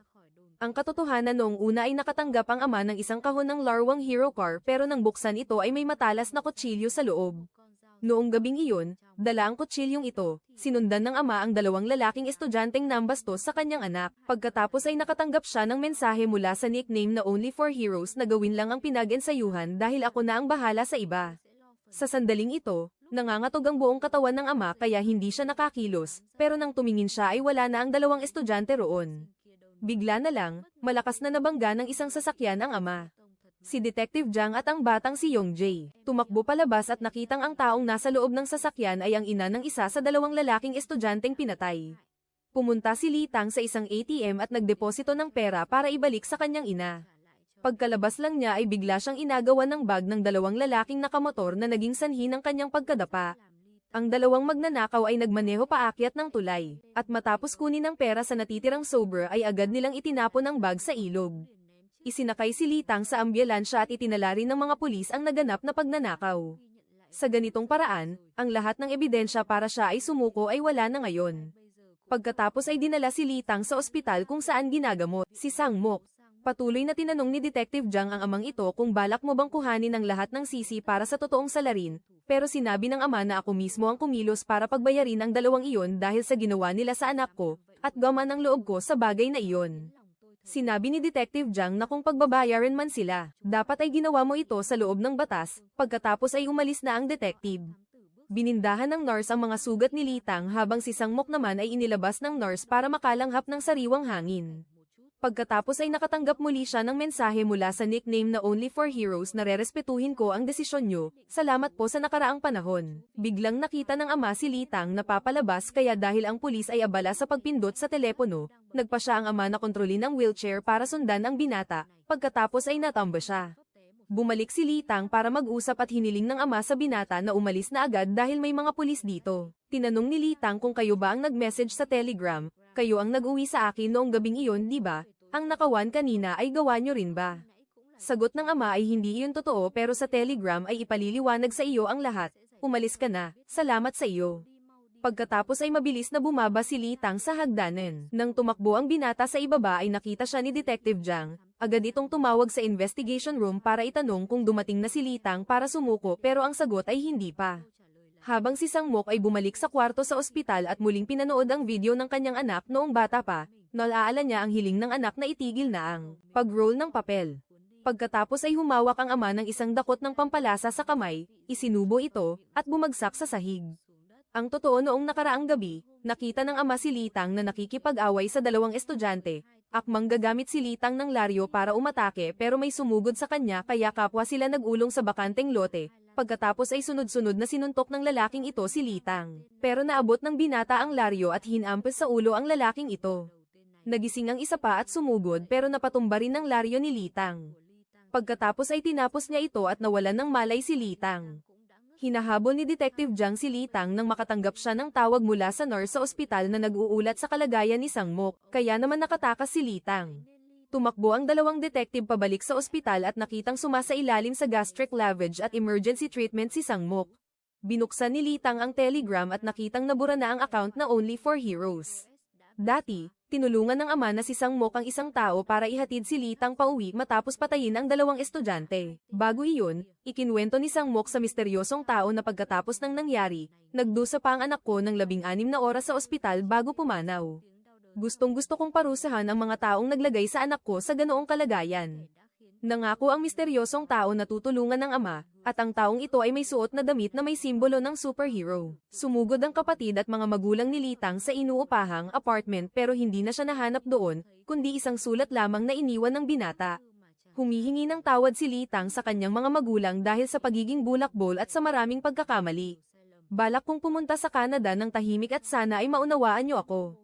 Nangangako akong magiging mabuting tao bago ako bumalik. Nakaupo si Litang sa sasakyan at tiningnan ang kaunting pera sa kanyang bank account. Napanood ng binata ang balita tungkol sa dalawang estudyanteng pinatay niya at nalaman na sila ay mga lider ng bully sa paaralan na gumagawa ng masama sa mga babaeng kaklase. Sinubukan din ni Litang na maghanap ng balita tungkol sa taong may nickname na Only for Heroes pero wala siyang nahanap. Pagkatapos ay nagbasa siya tungkol sa mga parusang kakaharapin kapag ang sospek ay hindi sumipot sa investigasyon matapos makatanggap ng subpoena. Palaboy-laboy si Litang sa mga trend dahil hindi niya alam kung saan pupunta. Sa pagkakataong ito, isang matabang lalaki na may suot na salamin ang lumitaw at lumapit kay Litang sabay sabing ako ang may nickname na Only for Heroes, hindi ako isang weirdo at narito ako para tulungan ka. Sumama si Litang sa matabang lalaki pauwi sa tinitirhan nito at pagpasok ni Litang ay nakita niya ang bahay na puno ng mga figurin ng iba't ibang superhero na tagapagligtas ng mundo. Ipinakilala ng lalaki ang sarili bilang si Robin at magiging katuwang mo ako. Ipinakita ni Robin kay Litang ang mga background ng 4 na taong pumanaw na sa kamay ni Litang at sinabing noong gabing iyon ay kasama ko si Sangmok na nag-uwi sa iyo. Isipin mo kung ano ang pagkakapareho ng mga kasong ginawa mo. Silang lahat ay mga taong karapat-dapat sa ganoon. Hindi mo winasak ang ebidensya kundi kusang naglaho ang mga ebidensya, di ba? Tila ito ay kalooban ng langit na nag-uutos sa iyong magpatuloy, gusto ko na kasama kitang magsilbi sa katarungan. Ngayon ay mayroon akong humigit kumulang 50 million won, kung kailangan mo ay ibibigay ko sa iyo ang lahat, kailangan mo lang makipagtulungan sa akin. Kung makikipagtulungan ka, ay tutulungan kitang makatakas sa sitwasyon ng pagtatago. Narinig ito ni Litang at naramdaman ang matinding pag-aalinlangan. Kinabukasan, patuloy na kinumbinsi ni Robin si Litang sa pamamagitan ng maraming dahilan, ang ginagawa natin ay nagtatapon lang ng basura para linisin ang lipunan. Hindi ba't mayroon kang kakayahang makilala ang mga kriminal at ang mga bakas ng iyong krimen ay lagi na lang naglalaho. Pagsapit ng gabi, patuloy na bumubulong si Robin sa tainga ni Litang at naniniwalang ang pagkikita nilang dalawa ay itinadhana. Tinanong ni Litang sa pagkakataong ito, sinabi mong may 2 kang kasama, nasaan na sila ngayon?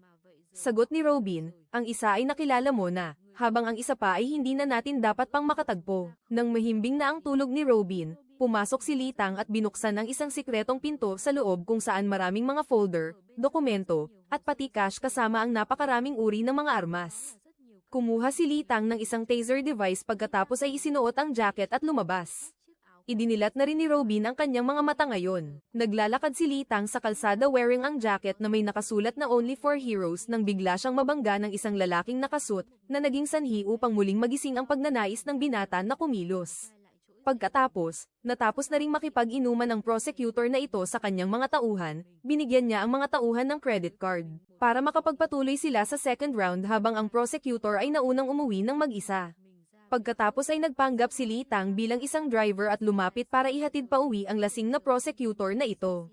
Sa loob ng sasakyan, matapos sagutin ng prosecutor ang tawag ng kanyang asawa, napansin niyang maling daan ang tinatahak ng driver pero bigla siyang kuryentihin ni Litang sa katawan. Nang magising siya, nalaman niyang nakagapos siya sa isang upuan. Nakiusap ang prosecutor kay Litang na pakawalan siya at pauwiin dahil nasa middle school pa lang ang anak niyang babae. Ano bang nagawa kong mali at ginagawa mo ito sa akin? Hindi rin alam ni Litang kung anong kasalanan ang nagawa ng lolo na ito para sapitin ang ganito. Pagkatapos ay lumitaw si Robin at isinaksak ang telepono, na may larawan ng masayang pamilya ng prosecutor sa computer. Sinimulan ni Robin na i-hack ang security lock at nakita rin ang mga larawang nagpapatunay sa mga kasalanang ginawa ng prosecutor na ito. Agad na lumapit si Litang sa pwesto ng prosecutor at inilabas ang kanyang sandata. Pagkatapos noon, ang prosecutor na ito ay lumulutang na lang sa isang ilog, sa harap ng malamig na pagtitig ni Litang at Robin, habang ang kapatid naman ni Litang ay pumunta sa convenience store para tanungin ang manager tungkol sa kinaroroonan ng kanyang kapatid.